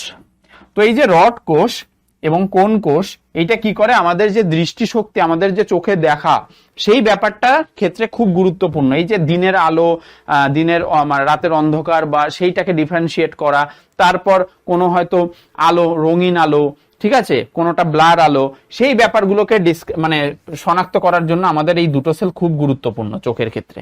তো সেই যে কোন, এই যে রড কোষটা, এই কোষটার যাতে ঠিকঠাক থাকে, ঠিকঠাক ভাবে তৈরি হয়, সেই কোষটা তৈরিতে কিন্তু আমাদের ভিটামিন এ বা রেটিনল সাহায্য করে। তার মানে আমাদের যে চোখের নর্মাল যে দৃষ্টি, ঠিক আছে, চোখের যে দৃষ্টি, সেইটাতে কিন্তু হেল্প করছে আমাদের ভিটামিন এ। আমাদের দৃষ্টিশক্তিকে প্রখর করছে, দৃষ্টিশক্তিকে মজবুত করছে। আচ্ছা, এরপর আমাদের আসছে যে পরের যে ব্যাপারটা, সেটা হচ্ছে ত্বকের স্বাভাবিকতা বজায় রাখা। আমাদের যে ত্বক, সেই ত্বকে কিন্তু ভিটামিন এ সংশ্লেষিত হয় এবং ভিটামিন এ থাকে, ঠিক আছে? এই ভিটামিন এর যে ব্যাপারটা, সেটার জন্য আমাদের ত্বকটা স্বাভাবিক থাকে, না হলে বিভিন্ন রকমের স্কিন ডিজিজ বা বিভিন্ন কারণ, আলসার, বিভিন্ন আমাদের চোখ, আমাদের যে স্কিনে যেসব রোগ হয়, সেই ব্যাপারগুলো কিন্তু তৈরি হয়। তো অস্বাভাবিক ব্যাপারটাকে যাতে স্বাভাবিক রাখা যায়, তার জন্য আমাদের ভিটামিন এ জাতীয় খাবার খেতে হবে, যাতে ত্বকটাকে ঠিকঠাক রাখা হয়, ঠিক আছে? যেমন এখানে একটা ডিজিজ দেখতে পাচ্ছ, এটা কিন্তু ত্বকজনিত ডিজিজ। তো সেইটা কি হয়, ভিটামিন এ এর যখন কম বাড়া হয়, ঠিক আছে, হয়তো ভিটামিন এ ঠিকঠাক ভাবে সিনথেসিস হচ্ছে না, তাহলে তারা ত্বকটাকে কিভাবে ভালো রাখবে? তখন কিন্তু এইসব ডিজিজ হয়। কি ডিজিজ, আমরা আসছি। আচ্ছা, এরপর আমাদের আছে রোগ সংক্রমণও প্রতিরোধ করে, ঠিক আছে? তাহলে ভিটামিন এ এর হচ্ছে পুরো ইউনিভার্সাল কাজ, সামগ্রিক কাজ, সব রকম। চোখের দৃষ্টি ঠিক রাখছে, সামগ্রিক দেহের বৃদ্ধি করছে, তারপর কি করছে, আমাদের যে ত্বক, সেই ত্বকটাকে ভালো রাখছে, হ্যাঁ? তো এই পুরো ব্যাপারটাকে কিন্তু রেগুলেট করছে, এবং আমাদের যে যাবতীয় বিভিন্ন রকমের রোগে আমরা ভুগি, সেই ভোগাটা থেকে আমাদের রিলেটিভলি ঠিকঠাক রাখছে আমাদের ভিটামিন এ বা রেটিনল। ক্লিয়ার? আমাদের সব পয়েন্ট ক্লিয়ার ভিটামিন এ সম্পর্কে। এইবার আমরা চলে আসি যে ভিটামিন এ এর যদি অভাব হয়, কি হয়? যদি অভাবজনিত ব্যাপার হয়, তাহলে কোন কোন রোগ তৈরি হয় বা রোগের দেখা যায়? তো দেখো, প্রথমে যখন আমরা বলছি যে ভিটামিন এ কি করছে, রড কোষকে ঠিক রাখছে, রড কোষ গঠনে সাহায্য করছে, তার মানে দৃষ্টিশক্তিকে ঠিক রাখছে। এবার যদি ভিটামিন এ এর তাহলে সমস্যা হয়, কম বাড়া হয়, তাহলে আমাদের রড কোষটা ঠিকঠাক ভাবে থাকবে না, তৈরি হবে না, তার মানে আমাদের দৃষ্টিশক্তিতে প্রবলেম হবে। সেই কন্ডিশনটা এই ভদ্রলোকের হয়েছে, যেটাকে আমরা বলি রাতকানা রোগ বা অন্ধত্ব। একদম লাস্ট অব্দি অন্ধত্ব অব্দি চলে যেতে পারে। তো রাতকানা, যেটাকে আমরা বলি নাইট ব্লাইন্ডনেস, ঠিক আছে? রাতে কানা, রাতে ঠিকঠাক ভাবে চোখে দেখে না, সকালে দেখে, রাতে দেখে না।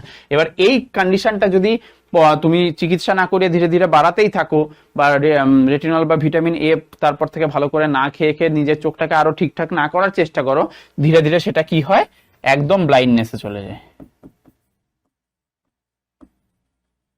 ঠিক আছে? একদম ব্লাইন্ডনেস হয়ে যেতে পারে, একদম অন্ধত্ব। ক্লিয়ার? তাহলে এইটা হচ্ছে এক রকমের অভাবজনিত রোগ, সেটা কিসের? ভিটামিন এ এর। আচ্ছা, এইবার আমাদের যেটা আছে সেটা হচ্ছে এক রকমের রোগ হচ্ছে ফিনোডার্ম, বা যেটাকে ইংলিশে বলছে দেখো টোড স্কিন ডিজিজ। মানে কি? টোডের যে স্কিন, টোড মানে কি? টোড মানে হচ্ছে ব্যাং। টোড মানে কি? টোড মানে ব্যাং। তো ব্যাঙের দেহ আমরা কি জানি? ব্যাঙের দেহ খসখসে, তাই তো, দেহ খসখসে। তো সেই যে দেহের যে ওপরের যে সারফেসটা খসখসে ব্যাঙের দেহের, সেই রকম খসখসে তোমার ত্বকে বিভিন্ন এইরকম হয়ে যায়, পুরো স্কিনে টোডের স্কিনের মতো দেখতে হয়ে যায়, এবং সেটা ফিল করা যায় যে হ্যাঁ আমার ব্যাঙের দেহের মানে উপরের যে সারফেসটা সেটার মতো এরকম ফুসকুড়ি উঠে উঠে পুরো এরকম হয়ে যায়, খসখসে হয়ে যায়। ঠিক আছে, তো এই যে ত্বকের স্বাভাবিকতা সেটা কিন্তু নষ্ট হচ্ছে। এই যে স্বাভাবিকতা, সেই ত্বকের অস্বাভাবিকতা, বিভিন্ন রকমের স্কিন ডিজিজ দেখা যাচ্ছে, যার মধ্যে একটা মেইন গুরুত্বপূর্ণ হচ্ছে টোড স্কিন ডিজিজ, যেটার ইংলিশ টার্ম হচ্ছে আমরা কি বলি, ফ্রিনোডার্ম। কি বলা হয়? ফ্রিনোডার্ম। তো এই হচ্ছে আমাদের অভাবজনিত রোগ, যেটা ভিটামিন এ এর অভাবে হচ্ছে, এবং তার যে গুরুত্বপূর্ণ বৈশিষ্ট্যগুলো আমরা ভিটামিন এ এর দেখে নিয়েছি।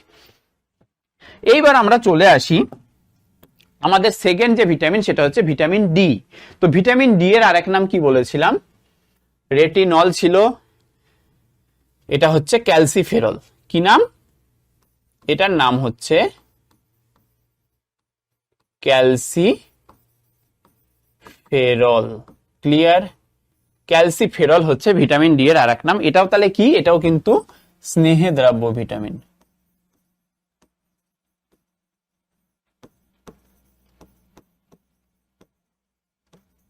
ক্লিয়ার? এটাও কিন্তু স্নেহে দ্রাব্য ভিটামিন। এইবার আমরা যে এই যে ভিটামিন ডি সম্বন্ধে এবার আলোচনা করব, তার কিছু কিছু বৈশিষ্ট্য আমরা দেখে নিই। তো প্রথমেই কি বলেছে, সূর্যালোকের যে অতি বেগুনি রশ্মি, ঠিক আছে, আল্ট্রাভায়োলেট রে যেটা, সেইটার কি, সেইটা থেকে আমাদের জানি যে ত্বকের ক্ষেত্রে সেইটা খুব মানে আমাদের যে সূর্যের অতি বেগুনি রশ্মি থেকে মানে আমাদের যে যতটা পরিমাণ দরকার আমাদের সূর্যের রশ্মি, তো মানে সূর্যের আলোটা দেখবে একদম ছোট বাচ্চাদের কি হয়, একদম বাচ্চাকালে রোদের মধ্যে রেখে দেয়, তাই তো, যে রোদে আমাদের যে দেহে সেটা কিন্তু এই ভিটামিন ডি কিন্তু সংশ্লেষ হয়। তার মানে সূর্যের যেই যে অতি বেগুনি রশ্মি, সেইটার মধ্যে ভিটামিন ডি থাকে। ঠিক আছে, এই কারণে এই ভিটামিন ডিটা যাতে আমাদের ত্বকে সংশ্লেষিত হয় বা আমাদের দেহে তৈরি হয়, তার জন্য কি হয়, আমরা বাচ্চাদেরকে রোদে রাখি। তো এই ব্যাপারটা কিন্তু সূর্যালোকের অতিবেগুনি রশ্মি থেকে আমাদের দেহে সিনথেসিস হচ্ছে। বাট হ্যাঁ, এমন না যে আমাদের সেটা একদম ভাবে খুব একদম প্রচুর পরিমাণে দরকার। ঠিক আছে, যে হ্যাঁ অতিবেগুনি রশ্মির ইফেক্টও আছে যেটা খুব বাজে। ঠিক আছে, সেই সময় কিন্তু সেগুলো আবার স্কিন ক্যান্সার তৈরি করতে পারে, তো সেটা পরবর্তী ব্যাপার, ওটা অন্য কেস। কিন্তু এখানে হচ্ছে ভিটামিন ডি যেটা আমাদের দেহে দরকার, যেটুকু দরকার সেইটুকু দরকারের জন্য আমাদের সূর্যালোকের অতিবেগুনি রশ্মি থেকে যাতে সংশ্লেষিত হয় আমাদের ভিটামিন ডি, সেইটার কথা বলা হয়েছে। ক্লিয়ার? এইবার আমাদের যে পরের পয়েন্টটা, সেই পয়েন্টটা আসছে, কি বলেছে, অস্থি এবং দাঁতের যে গঠন সেইটাতে সাহায্য করে। তো অস্থি ও দাঁতের গঠনে কিভাবে সাহায্য করছে? আমরা জানি যে দাঁত বা অস্থি হচ্ছে শক্ত মজবুত জিনিস, যে জিনিসটা আমাদের ভিটামিন ডি যত আমরা খাবো বা ভিটামিন ডি জাতীয় বস্তু যদি আমাদের দেহে বেশি সংশ্লেষিত হয়, তাহলে আমাদের হাড় মজবুত থাকে এবং দাঁত শক্ত থাকে। ক্লিয়ার? তাহলে ভিটামিন ডি এর কিন্তু অস্থি এবং দাঁত গঠনে, এবং কি অস্থি আর রক্তে ক্যালসিয়াম যে আয়নটা, সেইটার সাম্যতা বজায় রাখতে, সেটা যাতে আমাদের দেহে ঠিকঠাক পরিমাণে থাকে ক্যালসিয়াম।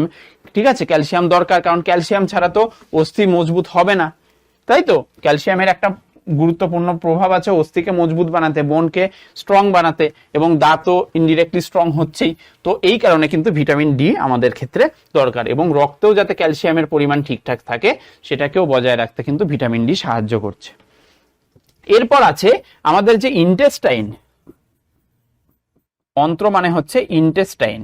তো এই যে ইন্টেস্টাইন, সেই ইন্টেস্টাইনেও ক্যালসিয়াম আর ফসফরাস যে দুটো আমাদের দেহের যে পড়াবো, মিনারেল যখন পড়াবো, যে এটা কিন্তু খুব দরকারি মৌল। ঠিক আছে, আমাদের দেহের ক্ষেত্রে খুব বেশি পরিমাণে দরকার এই দুটো মৌল। ঠিক আছে, তো অন্ত্রে হোক, রক্তে হোক, অস্থিতে হোক, যে কোনো ক্ষেত্রে কিন্তু আমাদের এই ক্যালসিয়াম, ফসফরাস, এইসব ব্যাপারগুলো কিন্তু আমাদের দরকার হয়, যেটা কিনা ভিটামিন ডি এর জন্য সম্ভব হয় সেই মৌলগুলোকে আমাদের বডিতে রাখা। ঠিক আছে, এবং তার জন্য আমাদের পুরো বডি কিন্তু মজবুত থাকে, সেটা অস্থি হোক, দাঁত হোক, যাই হোক।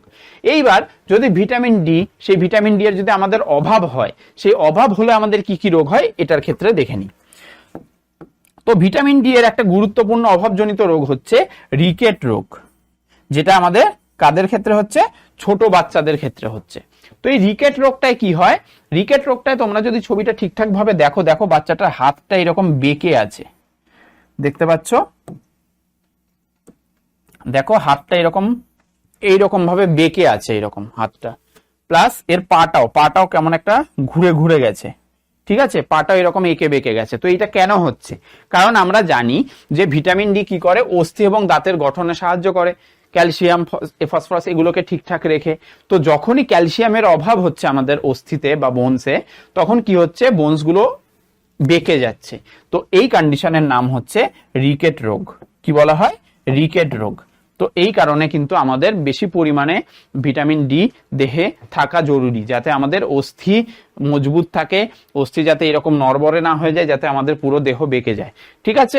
এটা আমাদের ক্ষেত্রে, বাচ্চাদের ক্ষেত্রেও হয়। এবং আমরা যদি বাচ্চার হয়তো ঠিকঠাক বাচ্চা বেলায় ভিটামিন ডি আমাদের দেহে ঠিকঠাক ছিল, কিন্তু ধীরে ধীরে যত বয়স হচ্ছে আমরা হয়তো ভিটামিন ডি ঠিকঠাক ভাবে আবার নেওয়া বন্ধ করে দিয়েছি, বা আমাদের বডিতে ভিটামিন ডি এর পরিমাণ কমে গেছে। তো তখন যে রোগটা হয় বড় বেলায়, তখন সেটাকে কি বলে? অস্টিওম্যালেশিয়া। কি বলা হয়? অস্টিওম্যালেশিয়া। দেখো অস্টিও কথাটার মানেই হচ্ছে বোন, তাই তো? অস্টিও মানেই হচ্ছে বোন। তাহলে বোনসের তখন কিন্তু এই যে বাতের ব্যথা, এই ওই অনেক কিছু হয়। তো সেই ব্যাপারগুলো কিন্তু ধীরে ধীরে অস্টিওম্যালেশিয়ায় তৈরি করে, এবং অস্টিওম্যালেশিয়ার ক্ষেত্রে এই মানে একটু বয়স্কদের কিন্তু এই অস্থিজনিত প্রবলেম কিন্তু দেখা যায়। ক্লিয়ার? তাহলে এই ক্ষেত্রে আমরা দু রকম, দেখো এই দুটোর মধ্যে ডিফারেন্সও আসতে পারে, যে কি হচ্ছে এদের ক্ষেত্রে ছোটবেলায় হচ্ছে রিকেট, এবং এটার ক্ষেত্রে বড়বেলায় হচ্ছে। সেগুলো দুটোরই মেইন ভিটামিনটা কি? Vitamin D. ক্লিয়ার? তাহলে আমাদের ভিটামিন ডি কমপ্লিট। এবার আমরা পরের ভিটামিনে যাই। পরের ভিটামিন আমাদের ভিটামিন ই, যেটাও একটা স্নেহে দ্রাব্য ভিটামিন। ক্লিয়ার? এবং ভিটামিন ই এর নাম কি? সাধারণ নাম সেটা হচ্ছে টোকোফেরল। টোকোফেরল। ক্লিয়ার? তাহলে টোকোফেরল যে ভিটামিনটা, সেটা কি কি করছে আমরা দেখে নিই আগে। তো প্রথমে আমাদের যে কাজটা করছে ভিটামিন ই, সেটা হচ্ছে বন্ধ্যাত্ব, মানে আমাদের যে প্রেগনেন্সির যে ব্যাপারটা, সেইটাকে যদি সেই প্রেগনেন্সিতে কোনো প্রবলেম হয়, যে বাচ্চা হচ্ছে না, এইরকম কোনো প্রবলেম যদি হয়, সেটাকে আমরা বন্ধ্যাত্ব বলি। সেই বন্ধ্যাত্ব যাতে নর্মাল ভাবে বাচ্চা তৈরি হয়, তো সেই জিনিসটা যাতে হয়, সেইটাতে হেল্প করে ভিটামিন ই। তার মানে যে বন্ধ্যাত্ব যেটা প্রবলেমস, সেইটাকে প্রতিরোধ করে, তার মানে নর্মাল প্রেগনেন্সিতে সাহায্য করে। ক্লিয়ার? তাহলে কি বলছি? নর্মাল প্রেগনেন্সিতে সাহায্য করে। নর্মাল প্রেগনেন্সিতে কিন্তু সাহায্য করছে ভিটামিন ই। হলো। তারপর আমাদের আছে হচ্ছে দুগ্ধক্ষরণ বৃদ্ধি করে। দুগ্ধক্ষরণ, বাচ্চা জন্মানোর পর মায়ের যে দুধ থেকে তারা দুগ্ধ যে ক্ষরণ, মানে বাচ্চা হওয়ার পরেই হয়, সেইটা কোলাস্ট্রাম যেটাকে বলা হয়। তো সেই ল্যাকটোজেন জাতীয় যে দুধটা, সেইটা কিন্তু ক্ষরণটা বৃদ্ধি করতে কিন্তু ভিটামিন ই এর গুরুত্বপূর্ণ ভূমিকা আছে। এই কারণে একটা প্রেগনেন্সির সময় মাদের কিন্তু খুব ভালো করে খেয়াল রাখতে হয় বাড়ির লোকেদের, কারণ তাদের যাতে এই রকম ভিটামিন জাতীয় জিনিসপত্র, যাবতীয় যা যা দরকার এই সময়ে, যাতে দুগ্ধক্ষরণ ঠিকঠাক হয় বাচ্চা জন্মানোর পরে, এবং প্রেগনেন্সি কালে যাতে কোনো রকম ইস্যু না আসে, তার কারণে কিন্তু এই ভিটামিনগুলো ঠিকঠাকভাবে পর্যাপ্ত পরিমাণে থাকতে হয়। কারণ তাদের একটা দেখবে আলাদা ডায়েট চার্টি বানিয়ে দেয়, তো সেই অনুযায়ী কিন্তু তাদেরকে চলতে হয়। ঠিক আছে? তারপর হচ্ছে ভ্রূণের বৃদ্ধি ঘটায়। ভ্রূণ মানে কি? একটা বাচ্চা ছোট যখন মায়ের পেটের মধ্যে থাকে, সেটাকে আমরা ভ্রূণ বলি, এমব্রায়ো। ক্লিয়ার? তো মায়ের পেটের মধ্যে যখন কোনো বাচ্চা থাকে, তখন সেটাকে তার নাভির সাথে যে আটকে থাকে, সেইটাকে বলা হয় ভ্রূণ। তো সেইটার ভ্রূণ যাতে ধীরে ধীরে বাচ্চাটা বড় হয়, বৃদ্ধি পায়, 9 মাস 10 মাস, সেই ব্যাপারটাকেও কিন্তু সাহায্য করে ভিটামিন ই। এরপর হচ্ছে গর্ভপাত প্রতিরোধ করে। মানে ধরো প্রেগনেন্সির সময় ঠিকঠাক আছে, বা প্রেগনেন্সির সময় হয়তো কোনো রকম ইস্যু হয়েছে, তো ইস্যু হওয়ার ফলে বাচ্চাটা যেরকম নর্মাল টাইমে ডেলিভারি হওয়ার কথা বা কোনো রকম স্বাভাবিকভাবে ডেলিভারি হওয়ার কথা সেটা হচ্ছে না, সেই কন্ডিশনটাকে বলা হয় গর্ভপাত। মানে বাচ্চা হয়তো ঠিকঠাকভাবে জন্মালো না, ঠিক আছে, হয়তো বাচ্চা জন্মানোর আগে মানে জন্মানোর সময় হয়তো নষ্ট হয়ে গেল বা কিছু একটা ইস্যু হলো, সেটাকে আমরা বলি গর্ভপাত। তো সেই ব্যাপারগুলো যাতে না হয় সেইটাকে প্রতিরোধ করে নর্মাল ডেলিভারিতে বা ভালোভাবে বাচ্চাটাকে জন্মানোর জন্য হেল্প করে আমাদের ভিটামিন ই। তাহলে এইটার কতটা গুরুত্বপূর্ণ একটা প্রেগনেন্সির ক্ষেত্রে বুঝতে পারছো। তাহলে মেইনলি প্রেগনেন্সি রিলেটেড এবং ব্রেস্ট মিল্কের যে ব্যাপারটা সেই ব্যাপারটার ক্ষেত্রে কিন্তু ভিটামিন ই এর গুরুত্বপূর্ণ ভূমিকা আছে, এবং এর অভাবেও তাহলে এই যে যে জিনিসগুলোকে ও আটকাতো সেই তারই উল্টো জিনিসটা হবে, মানে ডিজিজগুলো হবে, যেমন বন্ধ্যাত্ব হবে, ক্লিয়ার, এবং দুগ্ধক্ষরণ হ্রাস পাবে, যে কারণে বাচ্চাটা কাচ্ছে, মায়ের দুধই পাচ্ছে না ঠিকঠাক ভাবে, ক্লিয়ার। তো এই কারণে কিন্তু এগুলো হচ্ছে অভাবজনিত রোগ, যার কারণে ভিটামিন ইটা খুব দরকারি একটা মায়ের ক্ষেত্রে। চলো আমরা তাহলে এইবার চলে আসি ভিটামিন কে, যেটা অল দিয়ে নাম ছিল, কি নাম ছিল এটার? নাম ছিল ওন দিয়ে, নাম দিয়ে নাম ছিল ফাইলোকুইনন। কি নাম ছিল? ফাইলোকুইনন,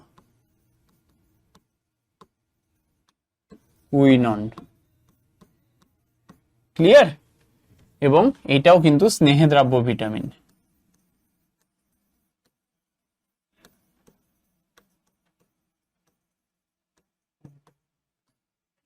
তো এই যে স্নেহদ্রাব্য ভিটামিন, এইটার ক্ষেত্রে কি হচ্ছে, ফাইলোকুইনন যার নাম, তো ভিটামিন কে, ভিটামিন কে এর ক্ষেত্রে তারা যে মেইন যে ভিটামিন কে এর যে মেইন যে কাজ সেটা হচ্ছে প্রথ্রম্বিনের মাত্রা স্বাভাবিক রাখে। তো এই প্রথ্রম্বিন ব্যাপারটা কি? প্রথ্রম্বিন ব্যাপারটা হচ্ছে, এটা হচ্ছে blood clotting factor. Blood clotting factor মানেটা কি? ব্লাড ক্লট, ব্লাড ক্লট মানে কি? রক্ততঞ্চন, রক্ততঞ্চন।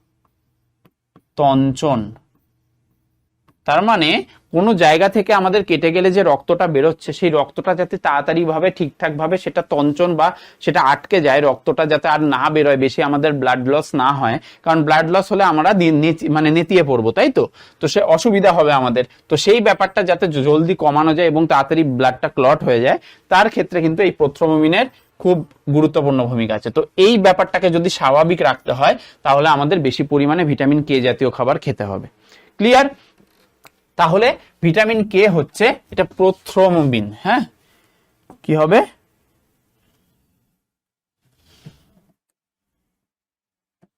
প্রথ্রম্বিন।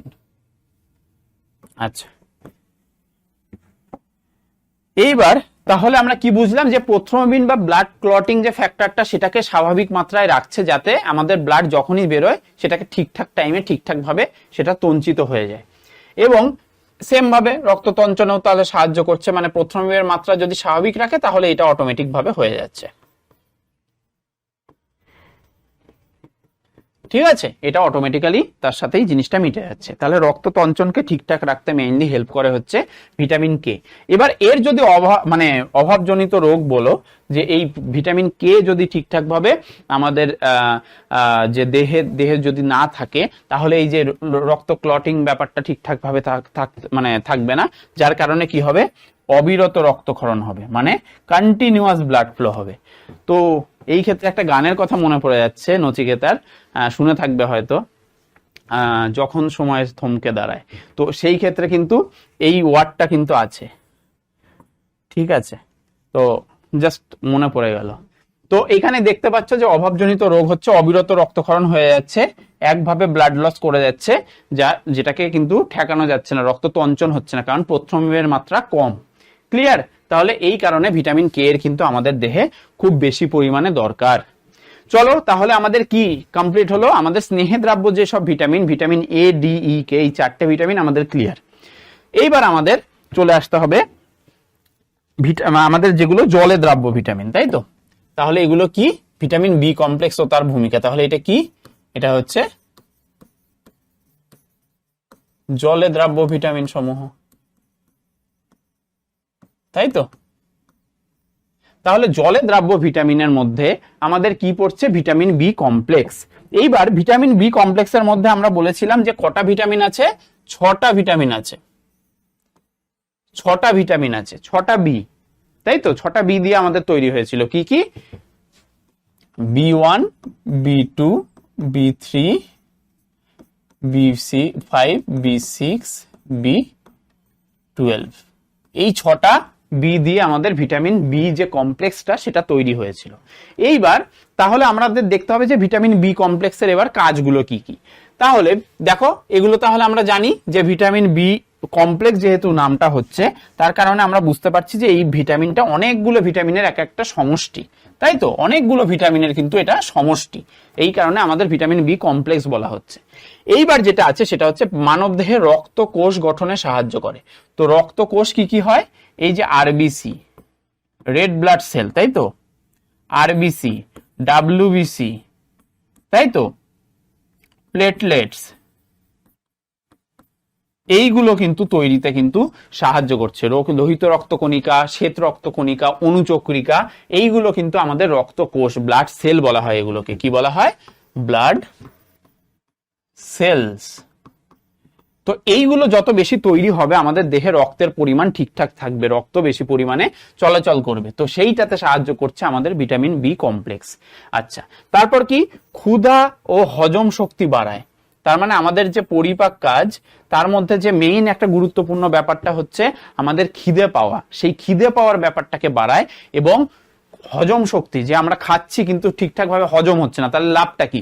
তো সেই ব্যাপারটাকেও কিন্তু বাড়ায়। তার মানে আমাদের পরিপাক যে মানে এন্ডোক্রাইন, মানে আমাদের ইন্টেস্টিনাল যে সিস্টেমটা, সেটাকে কিন্তু ঠিকঠাক রাখছে আমাদের ভিটামিন বি কমপ্লেক্স। ক্লিয়ার? তারপর দেখো বলেছে স্নায়ু কোষকে সুস্থ রাখে। স্নায়ু কোষ কি? স্নায়ু কোষ হচ্ছে নিউরন, তাই তো? নিউরনকে আমরা স্নায়ু কোষ বলি, মনে আছে? এরকম দেখতে হয়।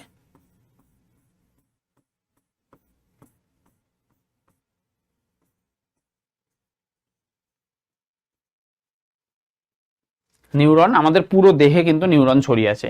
তো সেই স্নায়ু কোষকে যাতে ঠিকঠাক রাখা যায়, আমাদের নার্ভ রিলেটেড যাতে কোনো প্রবলেম না হয়, সেই ক্ষেত্রে কিন্তু আমাদের ভিটামিন বি কমপ্লেক্স খুব গুরুত্বপূর্ণ ভূমিকা পালন করে। আর একটা জিনিস আছে, সেটা আমি বলতে চাই, সেটা হচ্ছে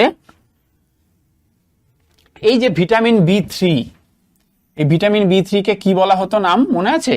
দেখো আমি কি বলেছিলাম মনে রাখার জন্য। থাইল্যান্ডে গিয়ে রিয়া আর নিশা কি করতো? পেন দিয়ে পিরামিড বানিয়েছিল, যেটা কিনা সাইক্লোন এসে ডিস্ট্রয় করে দিয়েছিল। তো এই যে রিয়া আর নিশা, মানে এটা নিশা থেকে আমাদের নিয়াসিন কথা আসতো, তাই তো? নিয়াসিন, তার মানে নিয়াসিন ব্যাপারটা আমাদের কি? আমাদের কোন ভিটামিন? ভিটামিন বি3। তো এই যে ভিটামিন বি3, এটার একটা কাজ আছে গুরুত্বপূর্ণ। ভিটামিন বি3-র একটা মোস্ট ইম্পর্টেন্ট কাজ হচ্ছে, এটা কি করে? নিয়াসিন কি করে? আমাদের যে পেলেগ্রা বলে একটা ডিজিজ আছে, দেখো এইটা। তো এই যে পেলেগ্রা ডিজিজটা হয়, সেই পেলেগ্রা ডিজিজ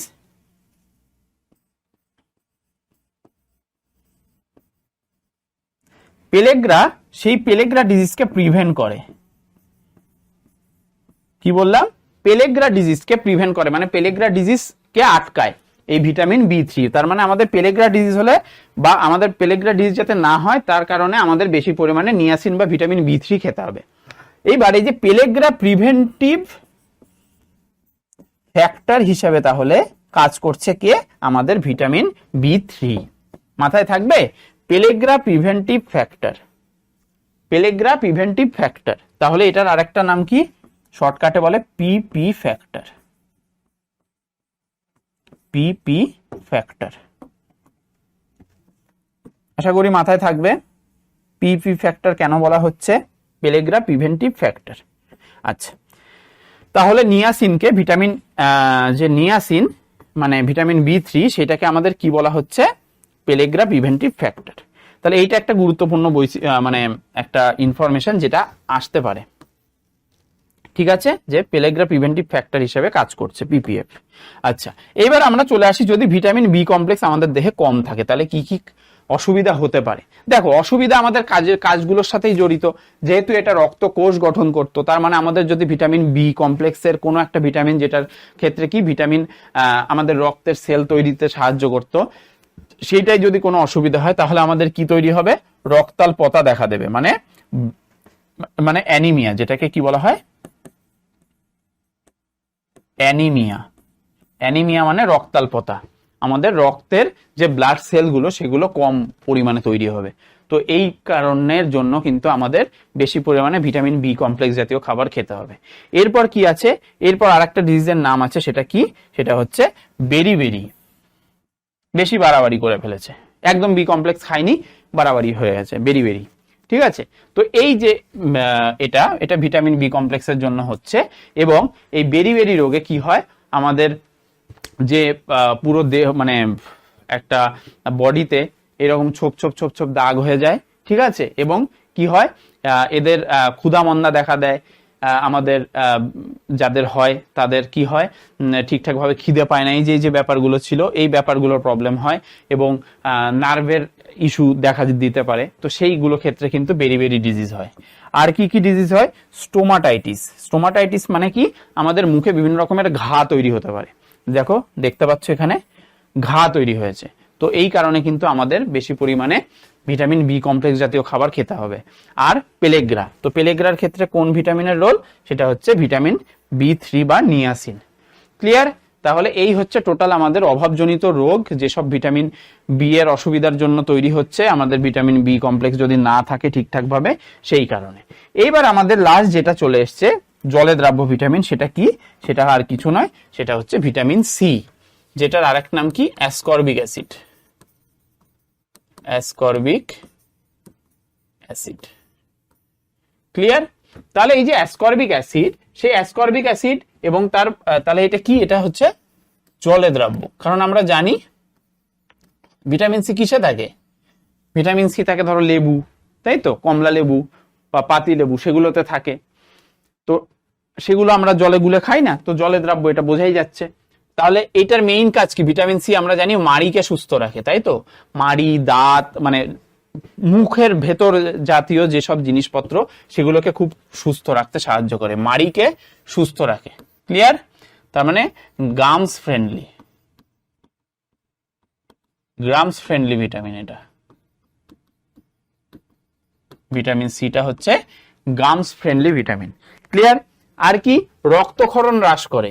কোথাও থেকে হয়তো প্রচুর পরিমাণে রক্তক্ষরণ হয়ে যাচ্ছে, ঠিক আছে, ধীরে ধীরে সেটা রক্তাল্পতায় মানে তৈরি হতে পারে। এই দেখো রক্তাল্পতা, তো সেই জিনিসটাই তাহলে ভিটামিন বি12 এরও ভূমিকা আছে, ভিটামিন সি এরও ভূমিকা আছে, যে রক্তক্ষরণকে আটকায়। ক্লিয়ার? আরবিসি মানে রেড ব্লাড সেল, লোহিত রক্তকণিকা, আর অনুচক্রিকা প্লেটলেটস, সেগুলো গঠন করতে সাহায্য করে, যাতে রক্তের ক্ষরণ বা রক্তের মানে রক্তাল্পতা, রক্তের যে কোষগুলো সেগুলো ঠিকঠাক ভাবে বজায় থাকে, রক্তাল্পতার ব্যাপারটা কম হয়। এবার এগুলোর সেম জিনিস এবার যদি এবারের উল্টো হয়, মানে অভাব হয়, তাহলে কি হচ্ছে, স্কারভি ডিজিজ হচ্ছে। স্কারভি ডিজিজটা কিসের সাথে জড়িত, রক্তপূর্ণ মাড়ি। তাহলে এই যে মাড়িকে সুস্থ রাখতো, এবার সেই মানে ভিটামিন সি যদি না খাওয়া হচ্ছে, তাহলে কি, দেখো মাড়িগুলো দেখো রক্তপূর্ণ হয়ে গেছে। ক্লিয়ার? খুব বাজে ডিজিজ। এবং যে কোনো রকমের মুখের ভেতর জাতীয় বিভিন্ন রকমের যদি সমস্যা হয়, সেগুলো হচ্ছে এই ডিজিজের মধ্যে অন্তর্ভুক্ত, এবং সেটা ভিটামিন সি এর অভাবের কারণেই হচ্ছে। ক্লিয়ার? আর রক্তাল্পতা ব্যাপারটা তো আগেই বলে দিলাম, যে রক্তের সেল যাতে ঠিকঠাক পরিমাণে থাকে সেটা দরকার। আচ্ছা, তাহলে আমাদের মোটামুটি ভিটামিন কমপ্লিট, তাই তো, ভিটামিনটা আমাদের কমপ্লিট। এইবার আমরা চলে আসব আমাদের খনিজ মৌল এবং তার শ্রেণীবিভাগ, যে খনিজ মৌল কি কি আছে আমাদের, সেইগুলো আমরা দেখব। আচ্ছা, তাহলে খনিজ মৌল যদি আমাদের বলতে হয় যে এগুলো কি, এগুলো হচ্ছে দেহের ক্ষেত্রে, দেহের বৃদ্ধি ও রোগ প্রতিরোধের ক্ষেত্রে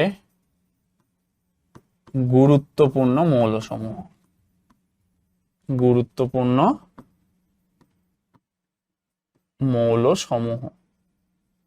ক্লিয়ার? সেগুলোকে আমরা কি বলি, খনিজ মৌল, যেটার আরেকটা নাম হচ্ছে মিনারেলস।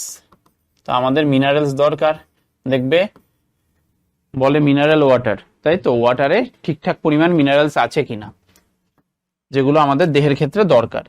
আচ্ছা, এইবার এই যে তার শ্রেণী বিভাগ, এই শ্রেণী বিভাগ করতে গেলে আমরা জেনারেলি দুভাগে ভাগ করি। একটা অতি, আর একটা হচ্ছে স্বল্প। অতিমাত্রিক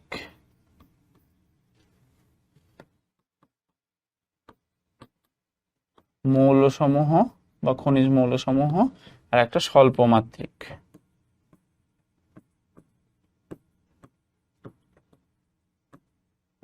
ক্লিয়ার? তাহলে এই দুটো ভাগে আমরা মোটামুটি ভাগ করে থাকি, অতিমাত্রিক মৌলসমূহ, স্বল্প মাত্রিক মৌলসমূহ। এবার এটার ডেফিনেশনটা কি দেখো। অতিমাত্রিক যে মৌলসমূহ সেটাকে আমরা কি বলি, ইংলিশ টার্মে বলি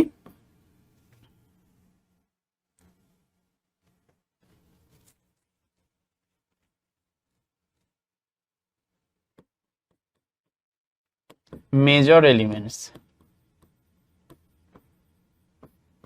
বা মেজর মিনারেলস, আর এটা মাইনর বা ট্রেস, মাইনর বা ট্রেস এলিমেন্টস। ক্লিয়ার? এইবার মানে কি, মানে হচ্ছে অতিমাত্রিক মৌলসমূহ যেগুলো, সেগুলো হচ্ছে আমাদের দেহের ক্ষেত্রে খুব বেশি পরিমাণে দরকার। যে মিনারেলস গুলো, যে মৌলসমূহগুলো আমাদের দেহের ক্ষেত্রে খুব বেশি পরিমাণে দরকার, সেগুলোকে আমরা মেজর বলি, অতিমাত্রিক। আর যেটা স্বল্প মাত্রিক সেটা আমাদের দেহের রিলেটিভলি কম পরিমাণে হলেও অসুবিধা নেই। ক্লিয়ার? তাহলে এটা ডেফিনেশন কি, দেহে খুব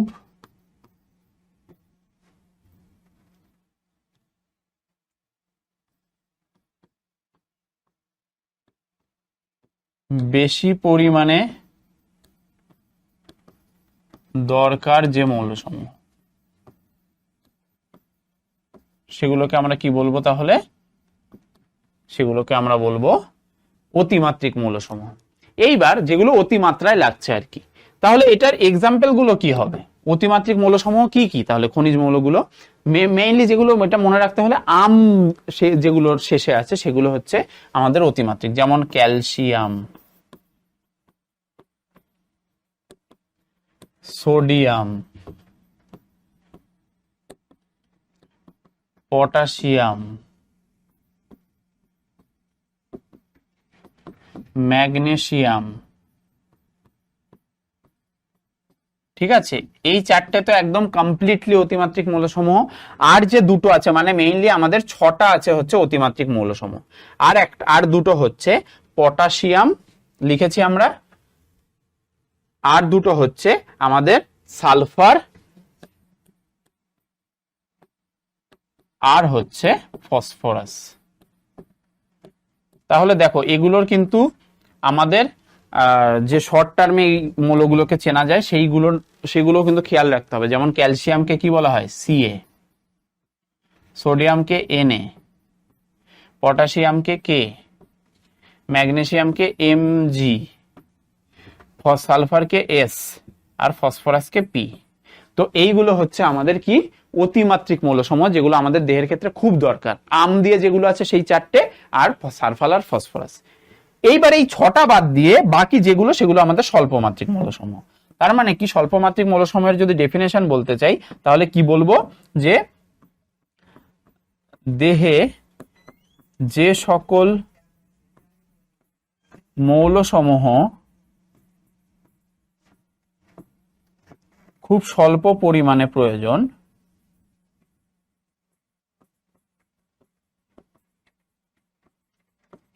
তাদেরকে কি বলছে? তাদেরকে বলছে ট্রেস এলিমেন্টস বা মাইনর এলিমেন্টস। ক্লিয়ার? এইবার এইটার এক্সাম্পল যদি দিতে হয় তাহলে ধরো লোহা, আয়োডিন, লোহা মানে লৌহ, আবার লোহা চিবিয়ে খেয়ে নেবে না, লৌহ একটা মিনারেলস, ঠিক আছে? এটা লৌহ লিখে দিই বাবা, আবার সেই লোহাই খেয়ে নেবে।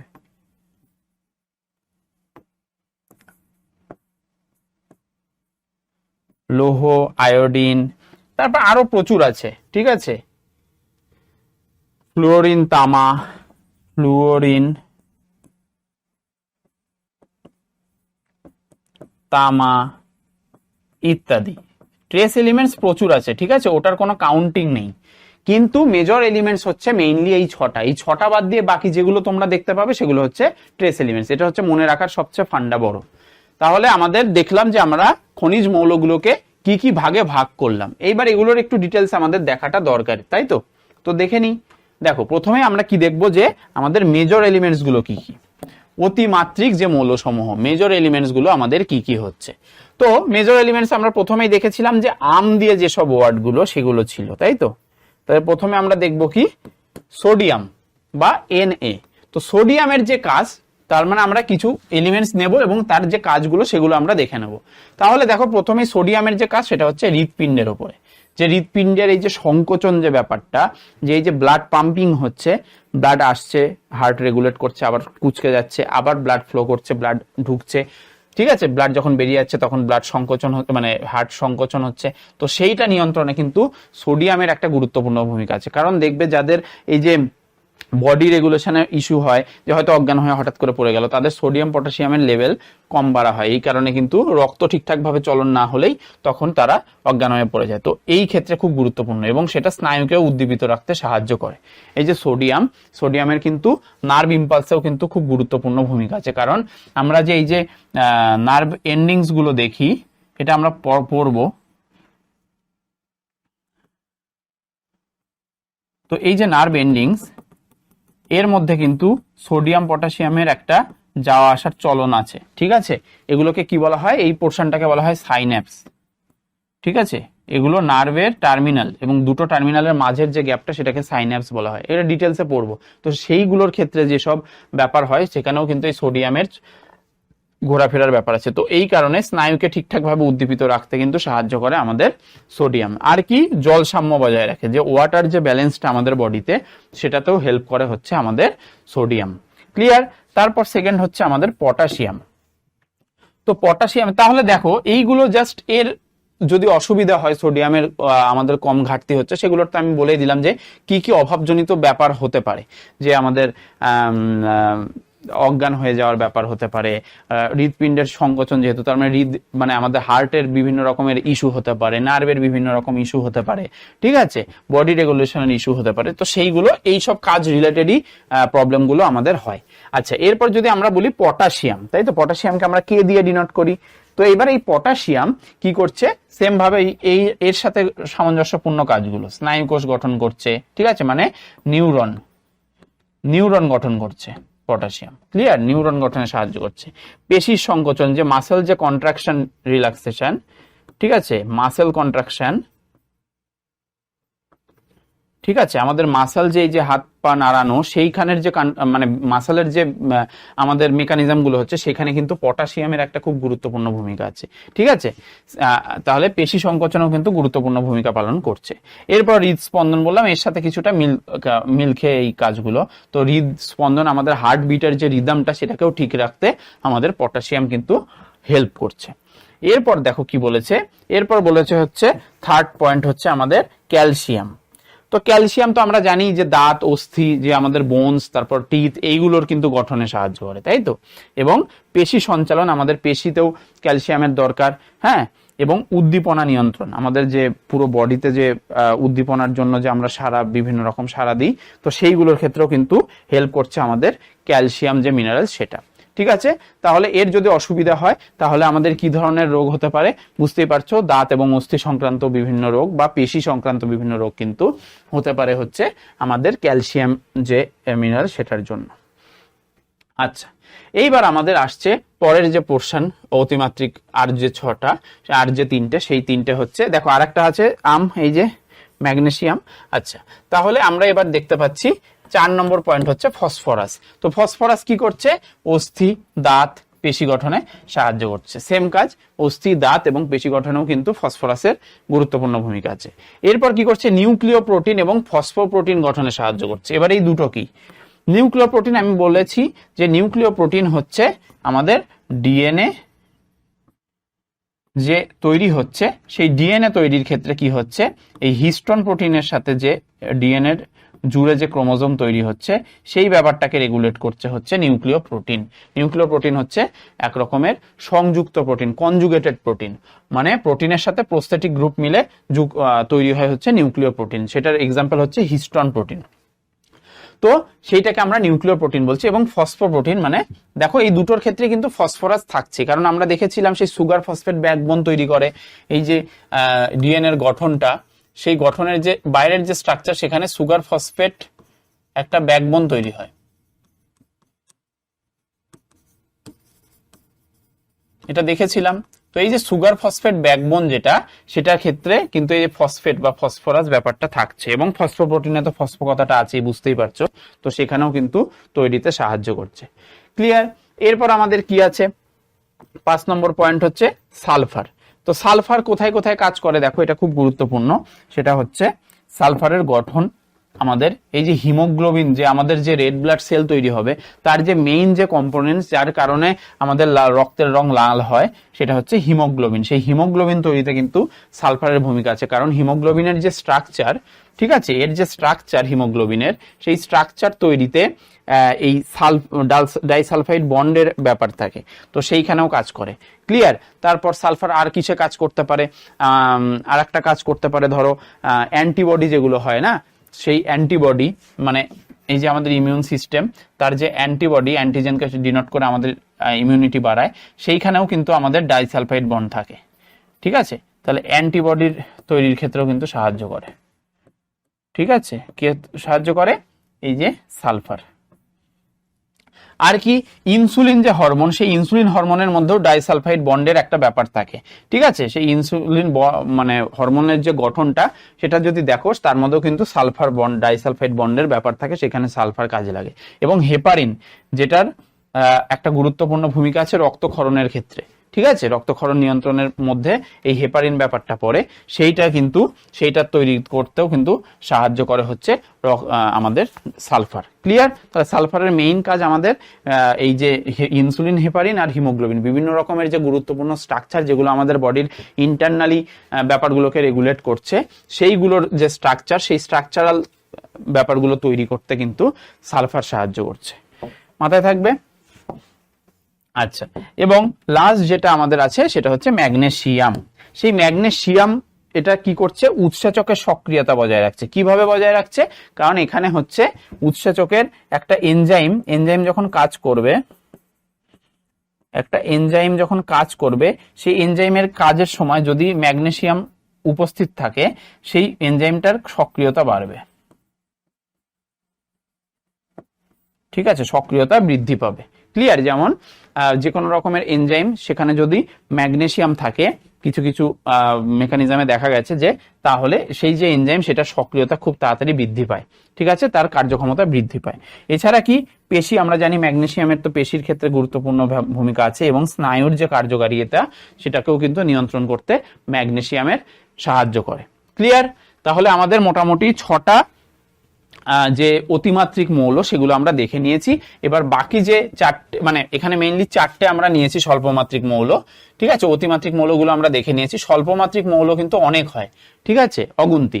কিন্তু তার মধ্যে যেগুলো কিছু ইম্পর্টেন্ট, সেগুলো আমরা নিয়েছি। সেটার প্রথমেই আছে হচ্ছে লোহা। ঠিক আছে? এফি কে লোহা বলে। ফেরাস। তো এই যে হিমোগ্লোবিন, সেই হিমোগ্লোবিনের মধ্যে, হিমোগ্লোবিন স্ট্রাকচারের মধ্যে একটা গুরুত্বপূর্ণ কম্পোনেন্টস হচ্ছে আয়রন। ঠিক আছে? এই কারণে আমাদের রক্তের ব্যাপারটা বাড়াতে গেলে আয়রন জাতীয় খাবার বেশি খেতে হয়। ঠিক আছে? যাতে আমাদের হিমোগ্লোবিন বেশি তৈরি হয়। হিমোগ্লোবিনের স্ট্রাকচারের মধ্যে একদম সেন্ট্রাল পজিশনেই কিন্তু আমাদের আয়রন থাকে, তারপর বিভিন্ন দিকে বিভিন্ন স্ট্রাকচার থাকে। তো হিমোগ্লোবিন গঠনে সাহায্য করছে। তাহলে হিমোগ্লোবিন গঠন হলে এটা এর সাথে রিলেটেড লোহিত রক্তকণিকার সৃষ্টিও হচ্ছে। ঠিক আছে? রক্ত বেশি পরিমাণে তৈরি হচ্ছে, আরবিসি তৈরি হচ্ছে। এরপর কি? সাইটোক্রোম হচ্ছে এক রকমের উৎসেচক।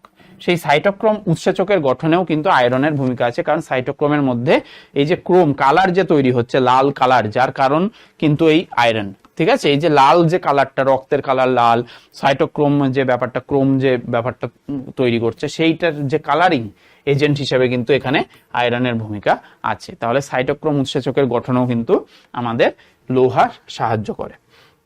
এরপর আমাদের আছে আয়োডিন, তাই তো? তাহলে আয়োডিন কি হচ্ছে? আয়োডিন হচ্ছে থাইরক্সিনের উপাদান গঠন করে। থাইরক্সিন আমাদের থাইরয়েড গ্ল্যান্ড এখানে থাকে, তাই তো, গলার দুপাশে, মানে শ্বাসনালীর দুপাশে।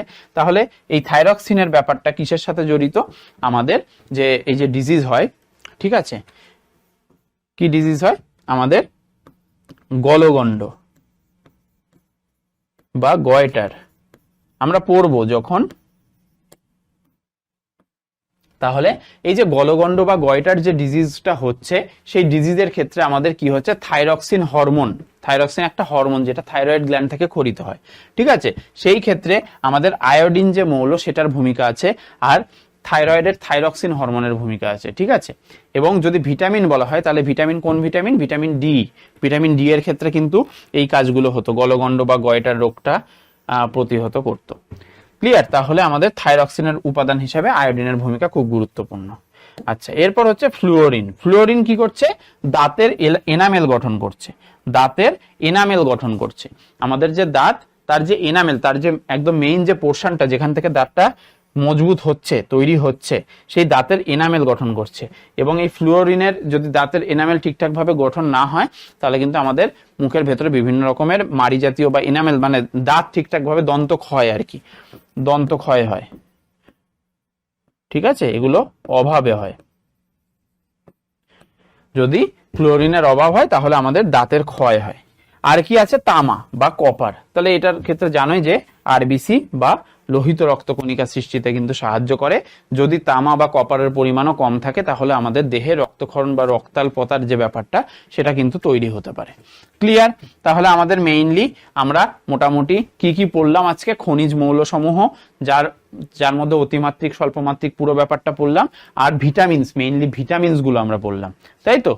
তো এই হচ্ছে আমাদের মোটামুটি কমপ্লিট হয়ে গেল।